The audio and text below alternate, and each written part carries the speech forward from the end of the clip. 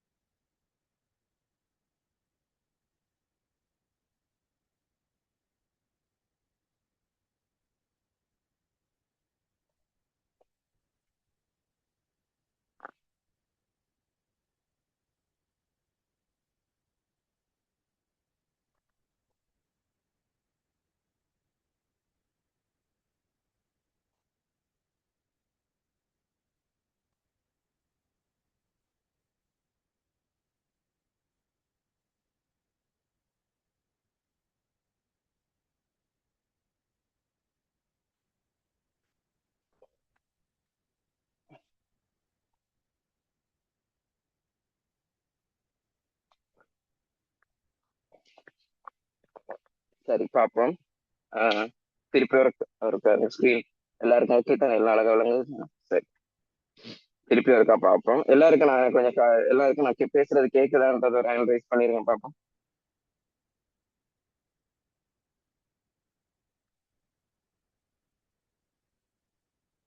Okay okay.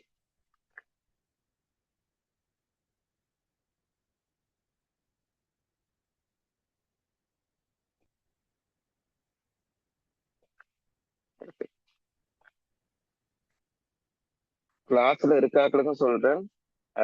எதுவும் வராட்டி எனக்கு ஒரு இன்ஃபார்ம் பண்ணுங்க. அப்ப இன்ஃபார்ம் பண்ண ஃப்ரெண்ட்ஸை வச்சு எனக்கு கவுண்ட் தெரியும். அது மாதிரி அதுவும் இன்ஃபார்ம் பண்றத உங்களுக்கே மனசாட்சிக்கு ப்ராப்பர் ரீசனோட கட் பண்ணுங்க. அதர்வைஸ் கட் பண்ணாதீங்க. இப்ப யோசிச்சு பாருங்க, ஜஸ்ட் லாஜிக்கலா திங்க் பண்ணுங்க. நீங்க கிளாஸ் வராட்டியும் நீ எனக்கு இப்ப கிளாஸ்ல இருந்தீங்கன்னா நான் ஃபீஸ் கேட்டு வாங்கிக்கொள்ளலாம். அப்ப நான் வந்து கிளாஸ் வரதை பத்தி கணக்கெடுக்க விடலாம் இல்லை, வாராக்களை படிச்சுட்டு நான் ஃபீஸை பத்தி யோசிச்சேன் இருந்தேன். பட் உங்களோட மேல அக்கறைப்படுறதுனால தான், ஃபீஸையும் தாண்டி உங்களோட மேல அக்கறைப்படுறதுனால தான் கிளாஸ் வரதை பத்தி கன்சிடர் பண்ணிட்டு இருக்கேன். அப்ப இப்ப இந்த இருக்கு வாய்ஸ் மெசேஜும் போட்டிருக்கேன் குரூப்ல, இந்த இருக்க ஆக்களுக்கும் சொல்றேன். அப்படி வராட்டி அப்படி ஒழுங்கா எனக்கு வர பிடிக்காது, எந்த இஷ்டத்துக்கு இருக்க பிடிச்ச ஆக்கள் யாரும் இருந்தீங்கன்னா தயவு செய்து கிளாஸ் விட்டு விலகிப்போங்களே தவிர்த்து கிளாஸ் வராது. உங்களுக்கு வர ஒழுங்கா படிக்கணும், நல்ல ஒரு ரிசல்ட் எடுக்கணும்னு ஒரு கோலோட இருக்கீங்களா இருந்தா வாங்க. ஒரு நல்ல சக்சஸ்ஃபுல் ஆகணும்னா எந்த விஷயத்துல சக்சஸ் ஆகணும்னா ரெண்டு விஷயம் டிசிப்ளின் இருக்கணும், ஒரு விஷயத்த கன்சிஸ்டன்சியா செய்யணும், ரெண்டாவது டைமை கீப் அப் பண்ணணும். இது ரெண்டுமே கிளாஸ் கட் பண்றவங்கள்ட்ட இல்லைன்னு தான் சொல்லுவேன். டைமை கீப் அப் பண்ணணும், சரியா 8 மணிக்கு ஷாப்பா ஜாயின் பண்ணணும். 7:55 இப்ப நான் இந்த ஃப்ரெண்ட்ஸோட வெளியே சுத்திட்டு தான் வரேன், டயர்டா இருக்கு. ஷாப்பா 7:55 நான் உங்களுக்கு ஜூம் மீட்டிங் ஸ்டார்ட் பண்ணேன். இப்பதான் என்னோட வந்து ஃப்ரெண்டும் ஒரு சின்ன ஒர்க் முடிச்சுட்டு ஃப்ரெண்ட் போனேன். அப்ப என்னோட அதான் டைம் கீப்பர் மேனேஜ்மெண்ட் இருக்கணும். ஒரு ரெஸ்பான்சிபிலிட்டி இருக்கணும். நான் படிப்பிக்கிறேன், அது மாதிரி தான் படிக்கிறவங்களுக்கும் இருக்கணும். இப்ப அதை சொல்லி கொள்றேன். மற்றபடி எவ்வளவு ஃப்ரெண்ட்லியா இருக்கும், பண்ணா அதை பயிரெல்லாம் கேளுங்க, எதுவும் ஷேர் பண்ணுங்க, உங்களுக்கு என்ன பிரச்சனைனாலும் எதுவும் ஓகேயா. ஸோ தயவு செய்து டைமை கீப் அப் பண்ணுங்க. எந்த லைஃப் பிளேஸ் டைமை கீப் அப் பண்ணுங்க, கிளாஸ் ஒழுங்கா வாங்க. இது இந்த விஷயத்துல இருந்தாலும் எதுலையுமே சக்சஸ்ஃபுல் ஆகணும்னா அப்படிதான் செய்யணும், இல்லாட்டி சக்சஸ் ஆகவே மாட்டீங்க இதுலயுமே சொல்லிட்டு. இப்ப எனக்கு அது ஸ்மூத் ஸ்பைல் ஆகிடும். எனக்கு இப்ப மண்டை ஒரு மாதிரி இருக்கு. வந்த பிள்ளைகளுக்காக நான் அதை ஓகே ஆகி படிப்புப்பேனே தவிர்த்து எனக்கு ஒரு மாதிரி மண்டை அப்செட் ஆயிடும். அது எனக்கு பிடிக்காத விஷயம். அப்ப நான் என்ன செய்யறது, எனக்கு அது பிடிக்காது. டைம் கீப் அப் பண்ணாட்டையும் கிளாஸ் ஒழுங்கா வரட்டும் எனக்கு பிடிக்காது. அதுக்கு நான் வந்து செய்யறேன். Okay, start. சொத்துக்களை நடைமுறை அல்லா சொத்து, நடைமுறை சொத்துன்னு ரெண்டா பிரிக்கிறத நேற்று போன கிளாஸ் பார்த்தோம். ரெக்கார்டிங் முடிச்சுட்டேன். அதே மாதிரி பொறுப்புகளையும் நடைமுறை பொறுப்பு, நடைமுறை அல்லா பொறுப்புல ரெண்டா பார்த்தோம். சரியா? அப்ப திருப்பி ஒரு சொல்லிட்டு விட்டுறேன். எங்கள்கிட்ட நிறுவனத்துல நிறைய சொத்துக்கள் நிறுவனத்துல காணப்படுவாங்க. அந்த சொத்துக்களை தான் நடைமுறை அல்லா சொத்து, நடைமுறை சொத்துன்னு பிரிச்சோம். அதுல நடைமுறை சொத்துன்னு நாங்க கேட்டகரைஸ் பண்றது என்னத்தனா, எங்களோட நிறுவனத்துல இருக்க சொத்துக்கள்ல 1 வருஷத்துக்கு மேல எங்களோட நிறுவனத்துல அந்த சொத்து தங்கி இருக்காம ஒரு வருஷத்துக்குள்ளேயே வெளியே போயிடுவாரு, எங்களை விட்டு பிரிஞ்சு போயிடுவாரு. அந்த சொத்தை என்ன செஞ்சிருவாரு, ஒரு வருஷத்துக்கு மேல நம்மளோட இருக்காம எங்களை விட்டு அந்த ஒரு வருஷத்துக்குள்ளேயே பிரிஞ்சு போயிடுவாரு. நடைமுறை அல்லா சொத்துனா என்ன, ஒரு வருஷத்துக்கு மேல என்ன செய்வாரு, எங்களோட தங்கி இருப்பார், வெளியே போக மாட்டார். அப்ப அந்த கேட்டகரைஸ் பண்ணி நடைமுறை சொத்துக்கள் என்ன உதாரணம்னும் நடைமுறை அல்லா சொத்து என்ன உதாரணம்னு கொஞ்சம் பார்த்தோம். பொறுப்புகளையும் அந்த மாதிரி நடைமுறை பொறுப்பு, நடைமுறை அல்லா பொறுப்புன்னு நாங்க நேற்று போன கிளாஸ் பிரிச்சோம். அதுல நடைமுறை பொறுப்புனா என்னது, பொறுப்புகள்னாலே உங்களுக்கு என்னன்னு தெரியும், எதிர்காலத்துல அதை தீர்க்கணும். எதிர்காலத்துல அதை நாங்க கொடுத்து தீர்க்கணுன்றதுதான் பொறுப்பு. அப்ப அதை ரெண்டா பிரிக்கும் போது நடைமுறை பொறுப்பு என்பது அந்த பொறுப்பை நீங்க பொறுப்புனால நம்ம தீர்க்கணும் தானே. அதுல நடைமுறை பொறுப்பு எப்படிப்பட்டதா இருக்கும்னா, ஒரு வருஷத்துக்குள்ள டைம் எடுத்து தீர்க்கிறது. மேக்சிமம் அந்த பொறுப்பை நீங்க தீர்க்கிறது. அதாவது இப்ப இப்ப எத்தனாம் தேதி சாரி 12ஆம் தேதி, இன்னைக்கு 12ஆம் தேதி வாங்குனீங்கன்னா அடுத்த வருஷம் 12ஆம் தேதிக்குள்ள தீர்க்கணும். ஒரு வருஷத்துக்குள்ள கடன் வாங்கி 12 மாதத்துக்குள்ள அந்த பொறுப்பை கட்டாயம் தீர்க்கணும். அப்ப 12 மாதத்துக்குள்ள நாங்க தீர்க்கிறது தான். நாங்க கடனை வாங்கி 12 மாசத்துக்குள்ள அந்த கடனை மீள செலுத்துவோமா இருந்தா, வாங்கின கடன் அதாவது அந்த பொறுப்பை 12 மாதத்திற்குள் செலுத்துவோமா இருந்தா அதுல நடைமுறை பொறுப்பணும். நாங்க வாங்கின அந்த பொறுப்பு அதாவது அந்த கடன் 12 மாசத்துக்கு மேலதான் டைம் எடுத்து செலுத்துறதா இருந்தா, 12 மாசத்துக்கு மேலதான் டைம் எடுத்து செலுத்துறதா இருந்தா அதைத்தான் சொல்றது, என்ன சொல்றது, நடைமுறை அல்லா பொறுப்பு. சரிங்க.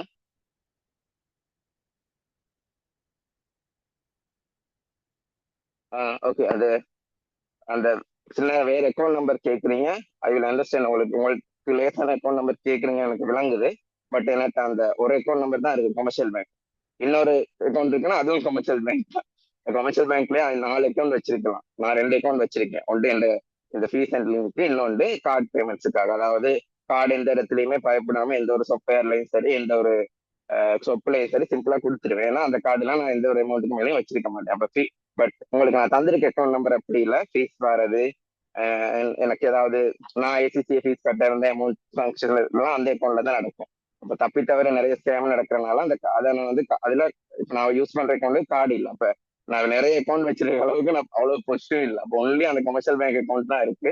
ஸோ எனக்காக ஒரு உதவியா என்ன செய்யுங்கன்னா, மாசத்துக்கு ஒருக்கா தானே, டெய்லி ஃபீஸ் போடல தானே, அப்ப ரிக்வஸ்டா கேட்கிறேன், அந்த பேங்க் இருக்கான்னு சில பேர் கேட்குறீங்க, வேற வேற பேங்க், எனக்காக ரிக்வஸ்ட் பண்ணி கேட்கிறேன், கொமர்ஷியல் பேங்க் தானே, எங்கேயாவது கிடைக்கிற இடத்துல பார்த்து போட்டு விடுங்க. மாசத்துக்கு ஒருக்கா தானே, எனக்காக மாசத்துக்கு ஒருக்கா கொஞ்சம் போய் பார்த்து போட்டு விடுங்க. அடுத்தது ஒரு விஷயம், அது எனக்காக நான் சொல்லல, டெக்னாலஜி வளர்ந்துட்டனால ஆன்லைன் டிரான்சாக்ஷன் ரேபிட்டை வச்சுக்கோங்க. யாராவது ஒருத்தர் வீட்டுல சரி, ஒரு ஆள் அக்கௌண்ட்டை சரி ஆன்லைன் டிரான்சாக்ஷனா மாத்தி வச்சுக்கோங்க. சரியா, நல்ல அது எமர்ஜென்சி கூட தேவைப்படும், மாத்தி வச்சுக்கோங்க. சரி, அடுத்தது கமர்ஷியல் பேங்க் ஒரு இன்டர்நேஷனல் பேங்க் நிறைய இடத்துல இருக்கு. அப்போ உங்களுக்கு கிடைக்காம இருக்க வாய்ப்பு இல்லை. ஸோ எனக்காக கொஞ்சம் சமாளிச்சு இது பண்ணுங்க, குறை நினைக்க வேணாம். அந்த ஒரு அக்கௌண்ட் தான் தரலாம், வேற அக்கௌண்ட் இல்லை. சரி, ஓகே. சரி, அப்ப நாங்க இப்ப இதுல எப்படி பதிகிறதுன்றத பார்ப்போம்.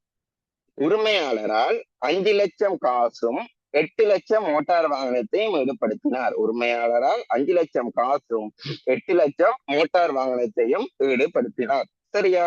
அப்ப உரிமையாளர் 5 லட்சம் காசையும் 8 லட்சம் மோட்டார் வாகனத்தையும் ஈடுபடுத்தி இருக்காரு. அப்ப நாங்க முதல்ல 5 லட்சம் காசை ஈடுபடுத்துறத பார்த்துட்டு வருவோம். என்ன செய்வோம்? 5 லட்சம் காசை ஈடுபடுத்துறத பார்த்துட்டு வருவோம். இப்ப 5 லட்சம் காசு என்பது என்ன செய்யுது, நிறுவனத்துக்குள்ள வருது. ஆனா சொத்துக்கள் எங்களுக்கு அதை பதிகிறதுக்கு இந்த சொத்தை நம்ம இப்ப ரெண்டா பேச்சு வச்சிருக்கோம், நடைமுறை சொத்து, நடைமுறை அல்லா சொத்துன்னு. இப்ப காசு நிறுவனத்துக்குள்ள வாரத நடைமுறை சொத்துல போடுறத, நடைமுறை அல்லா சொத்துல போறதான்னு யோசிச்சா, காசுன்றது ஒரு வருஷத்துக்குள்ளேயே எங்களை நிறுவனத்தை விட்டு வெளியே போயிடுவாரு. அப்ப டெஃபினேட்டா அந்த காசு என்பது என்னது, ஒரு நடைமுறை சொத்து. ஆகவே நடைமுறை சொத்துல தான் என்ன செய்யும், அந்த காசுன்ற 5 லட்சம் கூடும். அதே மாதிரி வளமை போல இவர் ஒரு மூலதனமாகையால் உரிமையாண்மையில 5 லட்சம் கூடும். மூலதனமாகையால் உரிமையாண்மையில என்ன செய்யும், 5 லட்சம் கூடும். சரி, அடுத்தது அதிலேயே 8 லட்சம் மோட்டார் வாகனத்தை ஈடுபடுத்திருக்காரு. அதிலேயே 8 லட்சம் மோட்டார் வாகனத்தை ஈடுபடுத்தியிருக்கார். அப்ப மோட்டார் வாகனம் என்கிற சொத்து நிறுவனத்துக்குள்ள வருது. இந்த இடத்துல எங்களுக்கு பொதுவா சொத்துல பதிகிறதுக்கு இல்ல. ஆனா இப்ப மோட்டார் வாகனம்ன்ற சொத்து உள்ள வரத பதிஞ்சே ஆகணும். ஆனா அதை ரெண்டா பிரிச்சு வச்சிருக்கோம், நடைமுறை சொத்து, நடைமுறை அல்லா சொத்துன்னு. இந்த இடத்துல மோட்டார் வாகனம் என்றது என்னதுன்னு கேட்டீங்கன்னா உங்களுக்கு நான் சொல்லியிருக்கேன், பொதுவா ஒரு வணிகம்னு வரும்போது இந்த மோட்டார் வாகனம் எல்லாம் என்னது, ஒரு நடைமுறை அல்லா சொத்தா தான் வருது. பொதுவா ஒரு வணிகத்துல மோட்டார் வாகனம் எல்லாம் என்னத்துக்கு வச்சிருப்போம், வணிகத்துல பயன்பாட்டுக்கு வச்சிருப்போம், ஒரு டெலிவரி செய்யறதுக்கோ இல்லாட்டி எதுவும் சாமானை வாங்கிட்டு வர்றதுக்கு வச்சிருப்போம். அப்ப அந்த மோட்டார் வாகனத்தை ஒரு வருஷத்துலயே எங்கேயாவது வித்து போட்டுருவோமா? இல்ல. அப்ப காலங்காலமா அதை பாவிப்போம். எவ்வளவு பாவிக்க முடியுதோ அவ்வளவு பாவிப்போம். இல்லாட்டி இன்னொரு புது பைக் வாங்க வரும் சரி பாவிப்போம். அப்ப என்ன செய்வோம்? ஒரு வருஷத்துக்கு மேல மோட்டார் வாகனத்தை பயன்படுத்துவோம். ஆகவே நடைமுறை அல்லா சொத்துல தான் என்ன செய்யும்? இந்த மோட்டார் வாகனம் 800 வாரது கூடும். ஏன் நடைமுறை சொத்துல கூடல? மோட்டார் வாகனம் என்பது ஒரு நடைமுறை சொத்து அல்ல. அப்ப மோட்டார் வாகனம் என்பதும் ஒரு ஈடுபடுத்தினது ஒரு மூலதனமாகையால் உரிமையாண்மையில 8 லட்சம் கூடும். சரியா? இப்ப இதை நான் உங்களுக்கு ஒரு விளக்கத்துக்காக தான் சொல்றேன். சரியா? விளக்கத்துக்காக தான் சொன்னேன். 8,500,000 சேர்ந்து 1,300 தான் உட மூலதனம். அப்ப இது உண்மையா அழகா நீட்டா எப்படி பதிகிறதுனா, அழகா நீட்டா இன்னும் கொஞ்சம் பதியணும்னா, இங்கே 5 லட்சம் ரூபாய் காசை ஏற்படுத்தி இருக்காரு. அப்ப காசுன்ற சொத்து ஒரு நடைமுறை சொத்து. அது நிறுவனத்துக்குள்ள வரனால நடைமுறை சொத்துல 5 லட்சம் கூடும். அதை விட்டு ஒரு 8 லட்சம் ரூபாய் மோட்டார் வாகனத்தையும் ஈடுபடுத்தி இருக்காரு. அது ஒரு நடைமுறை அல்ல சொத்து. ஆக நடைமுறை அல்ல சொத்துல 8 லட்சம் கூடும். இரண்டுமே மூலதனம். ஆகவே 1,300 உரிமையாண்மையில கூடும். ரெண்டும் பதிகிறது. அது ரெண்டும் ஒன்று தான். ஆனா சரியா ஒரு நீட்டாய் பதிகிறதுனா இப்படித்தான் பதிகிறது. சரியா? அப்ப கொஞ்சம் எனக்கு ஒரு ஹேண்ட் பண்ணுங்க. இது விளங்குனதுன்றதை விட நடைமுறை சொத்து நடைமுறை அல்ல சொத்து எதுவும் அப்செட்டா இருக்கா? யாருக்கெல்லாம் கொஞ்சம் சிக்கலா இருந்துச்சு? அது யாராவது மெசேஜ் போடுங்க சிக்கல் இருக்கான்னு இந்த 2 கேட்டகரைஸ் பண்றதுல.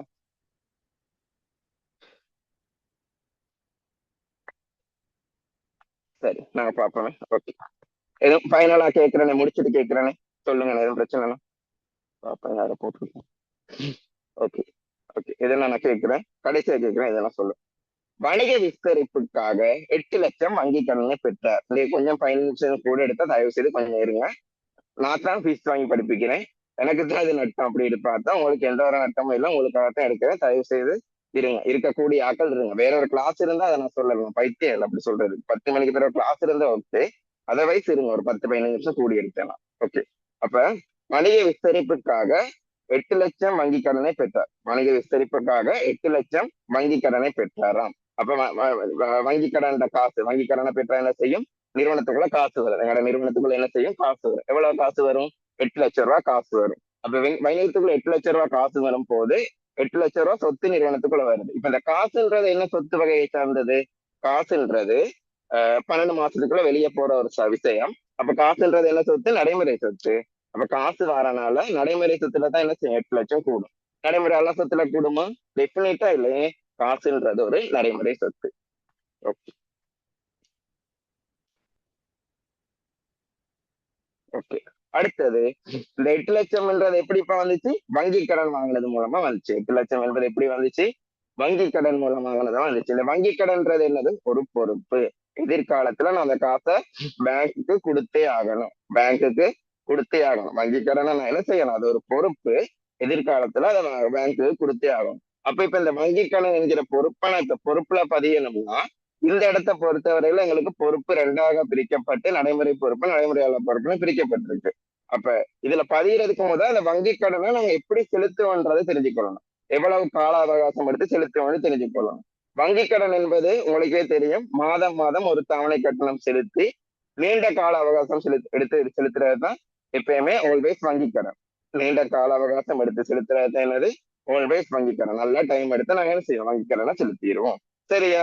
அப்ப அதுக்கு ஒரு வருஷத்துக்குள்ள செலுத்துவோமான்னு கேட்டா இல்ல. வங்கி கடனை செலுத்துறதுக்கு ஒரு வருஷத்துக்கு மேல டைம் எடுப்போம். 2-3 வருஷமும் நாங்க டைம் எடுத்து வங்கி கடன் செலுத்தலாம். அப்ப வங்கி கடன் என்கிற பொறுப்பு எப்படிப்பட்டது? நிறைய நீண்ட காலம் எடுத்து செலுத்தக்கூடிய ஒரு பொறுப்பு.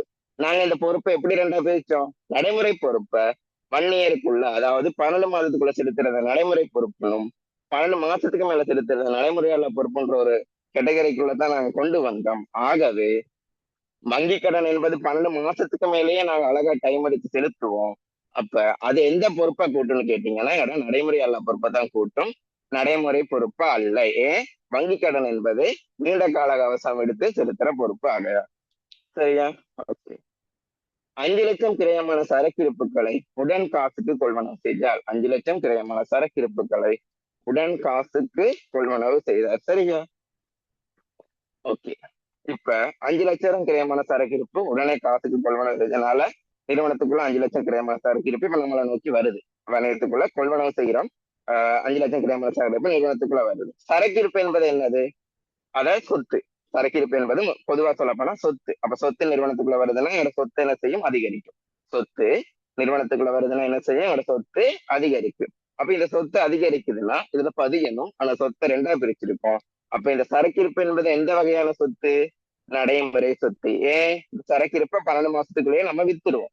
அப்ப அது எந்த சொத்துக்குள்ள வரும்? நடைமுறை சொத்துக்குள்ளதான் வரும். அப்ப 5 லட்சம் கிரயமான சரக்கிருப்பை கொள்வனவு செய்யும் போது சரக்கிருப்பு நிறுவனத்துக்குள்ள வருது. என்ன வகையான சொத்து இது? நடைமுறை சொத்து. அதனால எவ்வளவு சொத்து? 5 லட்சம் தான். 5 லட்சம் நடைமுறை சொத்துல சரக்கிருப்பு வரனால கூடும். இப்ப இந்த சரக்கிருப்பு எப்படி கொள்வனவு செய்யும்னு கேட்டா அழகா அதுலயே மென்ஷன் பண்ணிருக்காங்க. உடன் காசுக்கு கொள்வனவு செய்யலாம். அப்ப உடன் காசுக்கு கொள்வனவு செய்யணும்னா காசுன்ற சொத்தை நாங்க வியாபாரியை கொடுத்துதான் வாங்கியிருக்கோம். அப்ப காசுன்ற சொத்து நிறுவனத்தை விட்டு வெளியே போயிருக்கும். அப்ப சொத்து வெளியே போனதை நாங்க இங்க பதியணும். அப்ப இது ரெண்டா பிரிஞ்சிருக்கனால காசு என்ன வகையான சொத்து? எல்லாருக்கும் தெரியும், நடைமுறை சொத்து. அப்ப காசு வெளியே போனனால காசு ஒரு நடைமுறை சொத்துனால அதே நடைமுறை சொத்துல 500 குறையும். சரக்கிருப்பு உள்ள வந்தனால அதுவும் ஒரு நடைமுறை சொத்துனால அதே நடைமுறை சொத்துல 500 கூடும். எதுவும் பிரச்சனை இருந்தா தயவு செய்து கேட்டுரும்.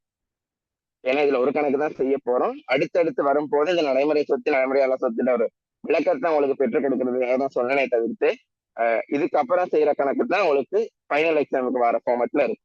இது வரைக்கும் நம்ம படிச்சது விளக்கத்துக்காக. சரியா?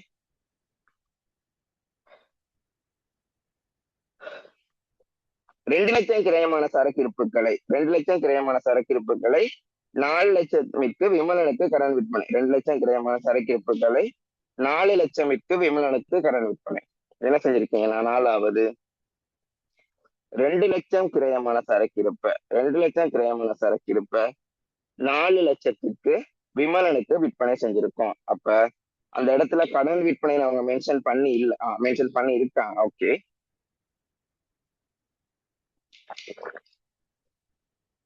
2 லட்சம் கிரயமான சரக்கிருப்புகளை 4 லட்சத்துக்கு விமலனுக்கு விற்பனை கடன் விற்பனை தான் மென்ஷன் பண்ணியிருக்காங்க. ஆனா நான் மீண்டும் மீண்டும் சொல்றேன், கடன் விற்பனை மென்ஷன் பண்ணாட்டியும் விமலனுக்கு விற்பனைன்னு வந்தாலும் நாங்க அதை என்னன்னு கருதணும்? கடன் விற்பனையா கருதணும். அப்ப ஏதாவது ஒரு பெயர் குறிப்பிட்டு விற்பனை கொள்வனவு வந்தா அது கட்டாயம் கடன் அடிப்படையிலேயே மேற்கொள்ளப்பட்டிருக்கும் எடுக்கணும். அந்த வகையில 2 லட்சம் கிராமான பொருளை 4 லட்சத்துக்கு விமலனுக்கு விற்பனையில இருக்கனால இது ஒரு கடன் விற்பனை என்ற எடுத்து இப்ப நாங்க கணக்க செய்வோம். 2 லட்சம் கிரயமான பொருள் என்ன செய்து நிறுவனத்தை விட்டு போறாரு. 2 லட்சம் கிரயமான பொருள் நிறுவனத்தை விட்டு போறாரு. அப்ப 2 லட்சம் கிரயமான பொருள் நிறுவனத்தை விட்டு போறாருன்னா சரக்கிருப்பு வெளியே போகுது. சரக்கிருப்பு என்பது என்ன சொத்து? ஒரு நடைமுறை சொத்து. அப்ப நடைமுறை சொத்துல தான் என்ன செய்யும்? 2 லட்சம் குறையும். நடைமுறை சொத்துல தான் என்ன செய்யும்? 2 லட்சம் குறையும். இப்ப 4 லட்சம் ரூபாய்க்கு நான் அவரு கடனுக்கு வித்திருக்கேன். யாருக்கு? விமலுக்கு கடனுக்கு வித்திருக்கேன். அப்ப விமல் இந்த இடத்துல எனக்கு யாரா மாறுறாரு? விமல் எனக்கு யாரா மாறுறாரு? மாமானா மச்சானா மாறல, கடன் பட்டவரா மாறுறாரு. விமல் எனக்கு யாரா மாறுறாரு? கடன் பட்டவரா மாறுறாரு. 4 லட்சம் ரூபாய்க்கு அவருக்கு சாமான வித்திருக்கேன். 4 லட்சம் ரூபாய் விற்பனை விலை வைத்து அவருக்கு சாமான வித்திருக்கேன். கடனுக்கு தான் வித்திருக்கேன். விமல் எனக்கு பிறகுதான் காசை தர போறாரு. ஆகவே விமல் இப்ப எனக்கு என்னவா மாறுறாரு? கடன் பட்டவர் என்ற ஒரு உறவு முறையா மாறுறாரு. இந்த கடன் பட்டவரை நாங்க என்னவா கருதுறோம்? சொத்தா கருதுறோம். ஏன் சொத்தா கருதுறார்? விமல் எனக்கு தற்போது காசை தராட்டியும் கடனுக்கு வாங்கியிருக்கார், பிறகுதான் காசை தர போறாரா இருந்தாலும் எதிர்காலத்துல சரி அந்த காசை தர போறாரு தானே. என்ன செய்ய போறாரு? எதிர்காலத்துல சரி அந்த பணத்தை எனக்கு விமல் என்ன செய்வார்? தருவார் தானே.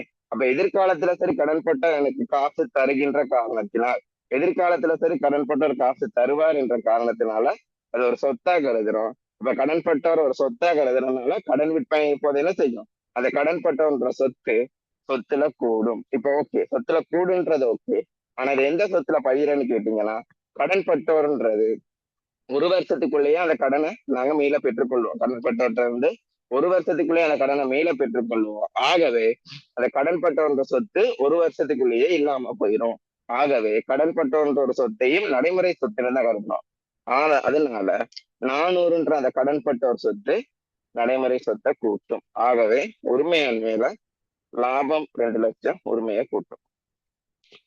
லாபம் 2 லட்சம் உரிமையை உரிமையாண்மை உங்களுக்கு எந்த ஒரு பிரச்சனையும் இல்லை. இந்த பொறுப்பு நடைமுறை சொத்துல பதிகிறதா சிக்கல். ஓகே, 5வது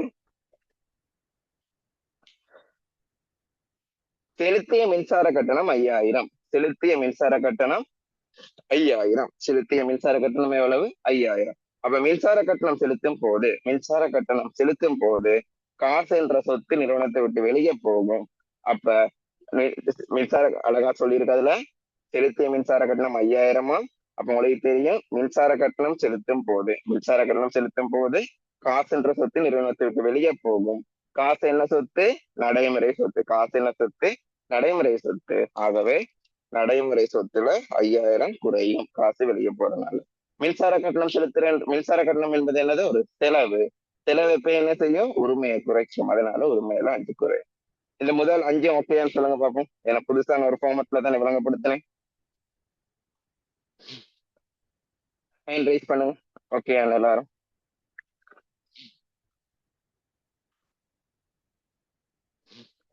மத்தாக்களுக்கு என்ன மாதிரி? ஓகே தானே எல்லாம்?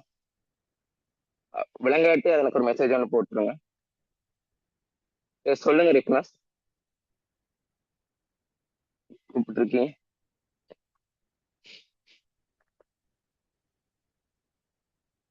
Okay okay. கட்டாயம் கொஞ்சம் இருங்க. 4 5 தானே?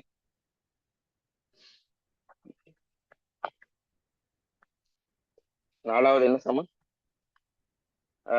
4வது 2 லட்சம் கிரயமான சரக்கு இருப்புகளை 4 லட்சத்துக்கு விமலனுக்கு கடனுக்கு விற்பனை செஞ்சிருக்கோம். 2 லட்சம் கிரயமான சரக்கு இருப்ப 4 லட்சத்துக்கு விமலனுக்கு கடனுக்கு விற்பனை செஞ்சிருக்கோம். அப்ப 2 லட்சம் கிரயமான சரக்கு இருப்பை விற்பனை செய்யும் போது 2 லட்சம் கிரயமான சரக்கு இருப்பு நிறுவனத்தை விட்டு வெளியேறிடும். அப்ப சரக்கு இருப்பு 2 லட்சம் வெளியேறுதுன்னா சொத்து 2 லட்சம் வெளியேறுது. அதை நாங்க இங்க பதியணும். ஆனா சொத்தை 2ஆ பிரிச்சிருக்கோம். நடைமுறை சொத்து, நடைமுறை அல்லா சொத்துன்னு. அப்ப இந்த 2 லட்சம் கிரயமான சரக்கு இருப்பு என்பது என்ன சொத்துன்னு கேட்டா நடைமுறை சொத்து. அப்ப நடைமுறை சொத்து தானே வெளியே போயிருக்காத்தான் நடைமுறை சொத்துல 2 லட்சம் குறையுது. சரி, இப்ப இதை வித்திருக்கோம். எப்படி வித்திருக்கோம்? கடனுக்கு வித்திருப்போம். அப்ப கடனுக்கு வித்தா எங்களுக்கு இப்ப காசு கிடைக்காது, எதிர்காலத்துலதான் காசு கிடைக்கும். அப்ப இப்ப காசு எதுவும் வந்துச்சா? இல்ல. அப்ப காசுன்ற சொத்து எதுவும் நிறுவனத்துக்குள்ள வரல. ஆனா எதிர்காலத்துல அவர் தாரனாலதான் அந்த விமலனை என்னன்னு பேர் வைக்கிறோம்? கடன் பட்டோர்னு பேர் வைக்கிறோம்.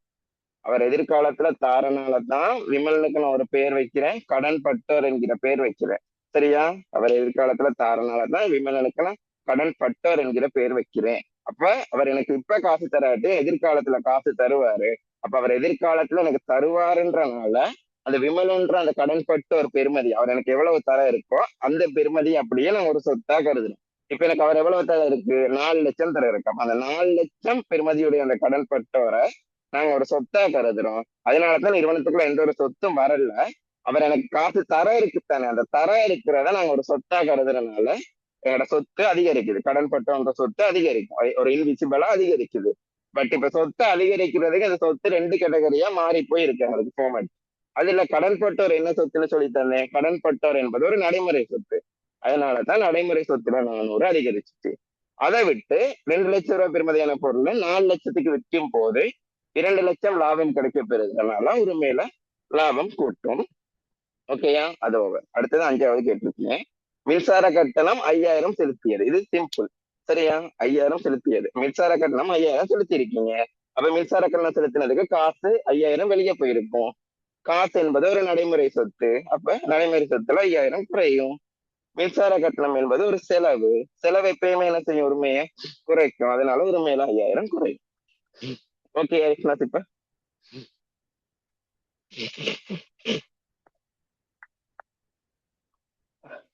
ஓகே. டு பி பிராங்கா எதுவும் டவுட்னா கேட்டுருங்க. ஈச் பர்சன் ஃபீஸ் கட்டி தான் படிக்கிறீங்க, சும்மா படிக்கல.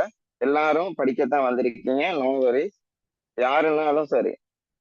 யாரும் ஒரு இதொன்னு இல்ல. மத்தாக்கள் உங்களுக்கு என்ன ஒன்னும் சொல்ல போறது இல்லை. என்னன்னாலும் கேட்டுருங்க. அப்படி எவரியும் உள்ள போட ஒரு மாதிரினா நார்மல் மெசேஜ்ல சரி போடுங்க. மத்த டேட் செட்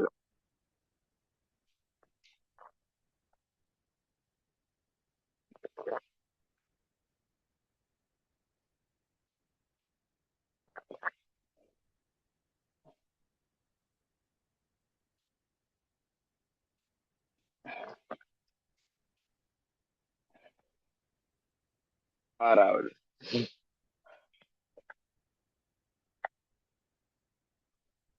1 லட்சம் கிரயமான சரக்கு இருப்புகளை 2 லட்சமுக்கு காசுக்கு விற்பனை. 1 லட்சம் கிரயமான சரக்கு இருப்ப 2 லட்சம் காசுக்கு விற்பனை. 1 லட்சம் பெறுமதியான சரக்கு இருப்ப 2 லட்சம் காசுக்கு விற்பனை செஞ்சிருக்கோம். என்ன செஞ்சிருக்கோம்? 1 லட்சம் பெறுமதியான சரக்கு இருப்ப 2 லட்சத்துக்கு காசுக்கு விற்பனை செஞ்சிருக்கோம். அப்ப 1 லட்சம் பெறுமதியான சரக்கு இருப்புங்கிற நிறுவனத்தை விட்டு வெளியே போகுது. அப்ப அதை முதல்ல பதிவோம். 1 லட்சம் பெறுமதியான சரக்கு நிறுவனத்தை விட்டு வெளியே போகுது. சரக்கு இருப்பு என்பது என்ன சொத்து? நடைமுறை சொத்து. ஆகவே 1 லட்சம் நடைமுறை சொத்து தான் வெளியே போயிருக்கு.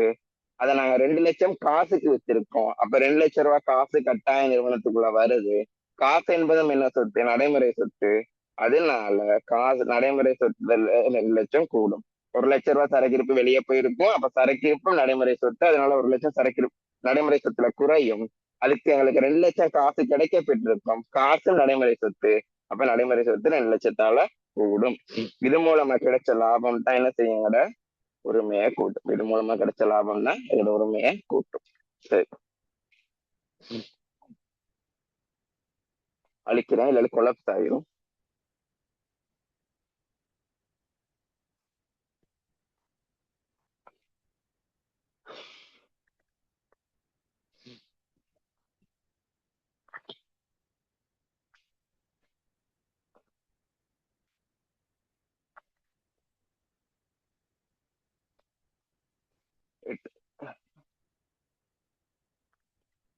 ஏழாவது,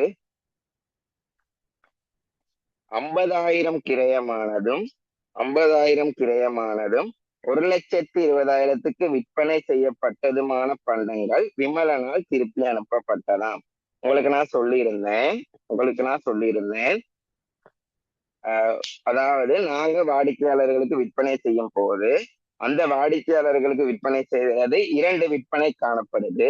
வாடிக்கையாளர்களுக்கு செய்யற விற்பனை 2 விற்பனை காணப்படுது.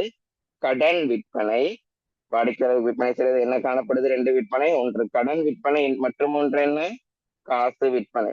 ஒன்று கடன் விற்பனை, மற்றொன்று காசு விற்பனையா? அப்ப இந்த கடன் விற்பனையை பார்த்த மாதிரி இருந்தா பிறகு காசு வாங்கி விற்கிறது தான் கடன் விற்பனை. அப்ப வாடிக்கையாளருக்கு நாங்க பொருட்களை விற்கிற தனத்துல 2 வகையான விற்பனை மேற்கொள்றோம். கடன் விற்பனை, காசு விற்பனை. இதுல கடன் விற்பனை மட்டும் ஒரு ஸ்பெஷலான விஷயம் இருக்கு. வாடிக்கையாளர் நாங்க விற்ற பொருளை ஏதாவது பிரச்சனை இருந்தா, அந்த பொருளில் ஏதாவது பிரச்சனை இருக்குமாயின் அந்த பொருளை எங்களுக்கு என்ன செய்யலாம்? வாடிக்கையாளர் நிறுவனத்துக்கே ரிட்டர்ன் அனுப்பலாம். பொருளை வாடிக்கையாளர் நிறுவனத்துக்கே ரிட்டர்ன் அனுப்புற ஆப்ஷன் இருக்கு. அப்ப கடன் விற்பனைக்கு மட்டும் வாடிக்கையாளர் எங்களுக்கு நாங்க வித்த பொருளையே அவர் எங்களுக்கு திருப்பி அனுப்பிடுவார். நாங்க வித்த பொருளையே வாடிக்கையாளர்களுக்கு திருப்பி அனுப்புறதுக்கான ஒரு வழிமுறை இருக்கு. அப்ப அந்த வாடிக்கையாளர் எனக்கு திருப்பி அனுப்புனத, நான் வித்த பொருளை வாடிக்கையாளர் எனக்கு திருப்பி அனுப்புனதை பதிகிறதுக்கு பதிவு முறை இருக்கு. அப்படி ஒரு விஷயம் எதுக்கு வரும்னா கடன் விற்பனைக்கு மட்டும்தான், காசு விற்பனைக்கு இல்லை. சரியா? அப்ப அப்படித்தான் விமலனுக்கு நான் வித்ததுல ஒரு 50,000 கிரயமானதும் 1,20,000க்கு வித்த பொருளும் வந்திருக்கான். அது என்ன ஒரு கிரயத்தையும் சொல்லியிருக்கீங்க, விற்பனை விலையும் சொல்லியிருக்கீங்கன்னு கேட்டீங்களா? உங்களுக்கே தெரியும், ஒரு விற்பனை எடுத்துக்கொண்டீங்கன்னா கிரய பெறுமதி, விற்பனை விலை பெறுமதி, 2 பெறுமதியும் சம்பந்தப்படுது. சோ அந்த வித்த பொருள் எகைன் வரும் போதும் அதே மாதிரி அந்த பொருளினுடைய கிரய பெறுமதியும் விற்பனை விலையும் சம்பந்தப்படும். அப்ப உங்களுக்கே தெரியும், விமலனுக்கு நாங்க கொஞ்சத்துக்கு முதத்தான், விமலனுக்கு சற்று நேரத்துக்கு முதத்தான் 2 லட்சம் ரூபாய் பெறுமதியான பொருளை ஒரு 4 லட்சத்துக்கு விற்பனை செஞ்சிருந்தேன். 2 லட்சம் ரூபாய் பெறுமதியான பொருளை ஒரு 4 லட்சம் ரூபாய்க்கு விற்பனை செய்திருந்தேன். அந்த பொருள்ல தான் விமலன் 50,000 பெறுமதியானதும் 1,20,000 விற்பனை விலை உடையதும். அது என்ன விற்பனை விலை உடையது? நான் அவருக்கு அதுல ஒரு லாபம் வச்சு வித்திருப்பேன் தானே, அந்த லாபமும் சேர்த்து அமௌண்ட் சொல்றாங்க. 2 லட்சம் பெறுமதியான பொருளை 4 லட்சத்துக்கு நான் விமலனுக்கு கொஞ்சம் இதுக்கு முதல் வித்திருந்தேன். அதை நான் சொல்ற ஒரு ஹைலைட் பண்றதுக்கு உங்களுக்கு நான் சொல்றேன். அதுல தான் ஒரு 50,000 கிரயம் உடையதும், அதாவது 50,000 வெளியுடையதும், 1,20,000 விற்பனை விலையுடையது. அதாவது இப்ப அவர் அனுப்பின பொருளுக்கு அவர் தர வேண்டிய காசு 1,20,000, ஆனா அது உண்மையான பெறுமதி எவ்வளவுனா 50,000. அப்ப 50,000 கிரயம் உடையதும் 1,20,000 விற்பனை விலையுடைய பொருளையும் விமலன் எனக்கு ரிட்டர்ன் அனுப்புறாராம். அப்ப விமலன் ரிட்டர்ன் அனுப்பும் போது சரக்கிருப்பு நிறுவனத்துக்குள்ள வருது. சரக்கிருப்பு நிறுவனத்துக்குள்ள வாரத பதிகிறதுக்கு கட்டாயம் கிரைய பெறுமதி தான் வேணும். அந்த வாடிக்கையாளருக்கு நான் வித்த பொருளை அவர் ரிட்டர்ன் அனுப்பியிருக்காரு. அப்ப சரக்கிருப்பு திருப்பி ரிட்டர்ன் நிறுவனத்துக்குள்ள வருது. அந்த சரக்கு இருப்பை பதிகிறதுக்கு என்ன பெருமதி வேணும்னு கேட்டீங்கன்னா கிரைய பெருமதி தான். நல்லா யோசிங்க. விற்பனை விலைன்றது நாங்க எங்களை கிரயத்தோட லாபத்தை சேர்த்து வாரது. அதை பதிய இல்லாத சரக்கு இருப்பின் பெருமதியா? கிரைய பெருமதின்றதான் அந்த சரக்கு இருப்பை நாங்க எவ்வளவுக்கு வாங்கணுமோ அதுதான் கிரைய பெருமதி. அப்ப நான் ஒரு வித்த சாமான், இப்ப நான் இந்த பொட்டில வித்திருக்கேன்னா அவங்க அந்த பொட்டில் ரிட்டர்ன் அனுப்புனாங்கன்னா இந்த பொட்டில் நிறுவனத்துக்குள்ள வாரதை நான் பதியணும். பட் அதுக்கு நான் அந்த பொட்டில பெருமதி எதை எடுக்கணும்? நான் எவ்வளவுன்னு கணிச்சு வச்சிருக்கணும் அந்த கிரைய பெருமதியை தான் இங்க பதியணும். அப்ப அவர் எனக்கு ரிட்டர்ன் அனுப்பின பொருள் தான் அந்த கணிச்சு வச்ச கிரைய பெருமதி 50. அப்ப சரக்கு இருப்பு நிறுவனத்துக்குள்ள வருதுனால சரக்கு இருப்புன்ற சொத்து நிறுவனத்துக்குள்ள கூடுது. சரக்கு இருப்பு என்பது என்ன சொத்து? நடைமுறை சொத்து. ஆகவே நடைமுறை சொத்துல 50 கூடும். சரியா? ஓகே. அடுத்தது உங்களுக்கு தெரியும் இந்த 50,000 ரூபாய் பெருமதியான பொருள்ல விற்பனை விலை வந்து 1,20,000. அப்ப விற்பனை விலை 1,20,000 அர்த்தம் என்ன?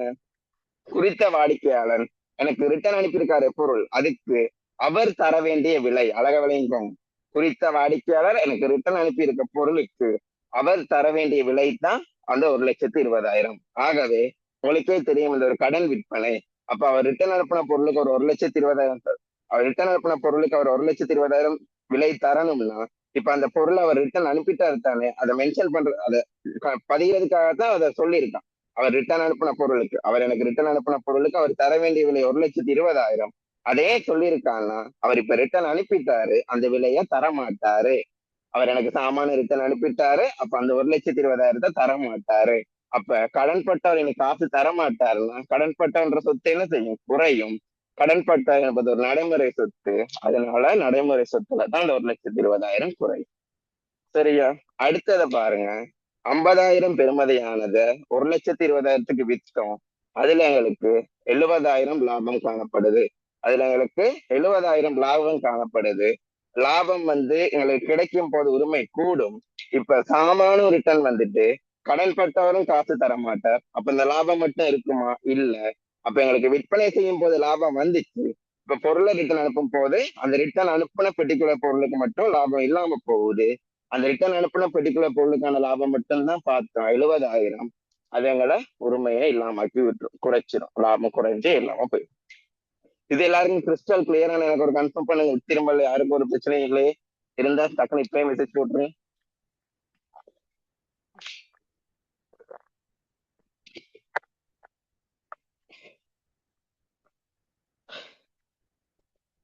ஓகே.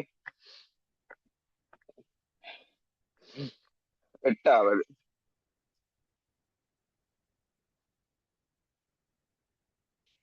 செலுத்திய இம்மாத கட்டிட வாடகை 10,000ஆம். அடுத்த மாத கட்டிட வாடகை 5,000ஆம். செலுத்திய இம்மாத கட்டிட வாடகை 10,000ஆம். அடுத்த மாத கட்டிட வாடகை 5,000. சரியா? பாருங்க, இம்மாத கட்டிட வாடகை 10,000ஆம். அடுத்த மாத கட்டிட வாடகை 5,000. இந்த மாசத்துக்கு ஒரு 10,000மும் அடுத்த மாசத்துக்கு ஒரு 5,000மும் செலுத்தி இருக்கீங்க. அப்ப மொத்தமா 15,000 காசு என்ன செஞ்சிருக்கீங்க? கட்டிட வாடகைக்குன்னு செலுத்தி இருக்கீங்க. இப்ப கட்டிட வாடகைக்கு ஏதோ 15,000 காசு நாங்க செலுத்தி இருக்கோன்றது உறுதி. அப்ப 15,000 காசு நிறுவனத்தை விட்டு வெளியே போகுது. என்ன செய்யுது? நிறுவனத்தை விட்டு 15,000 காசு வெளியே போகுது. நோ சார் மீன் டவுட் இல்லைன்னு தானே அர்த்தம்? டவுட்னா இல்லை. ஓகே, டவுட் இல்லாத நோ சேர்னு போட்டீங்க, இல்லாட்டி விளங்காத நோ சேர்னு போட்டீங்களா? குழம்பிருச்சு.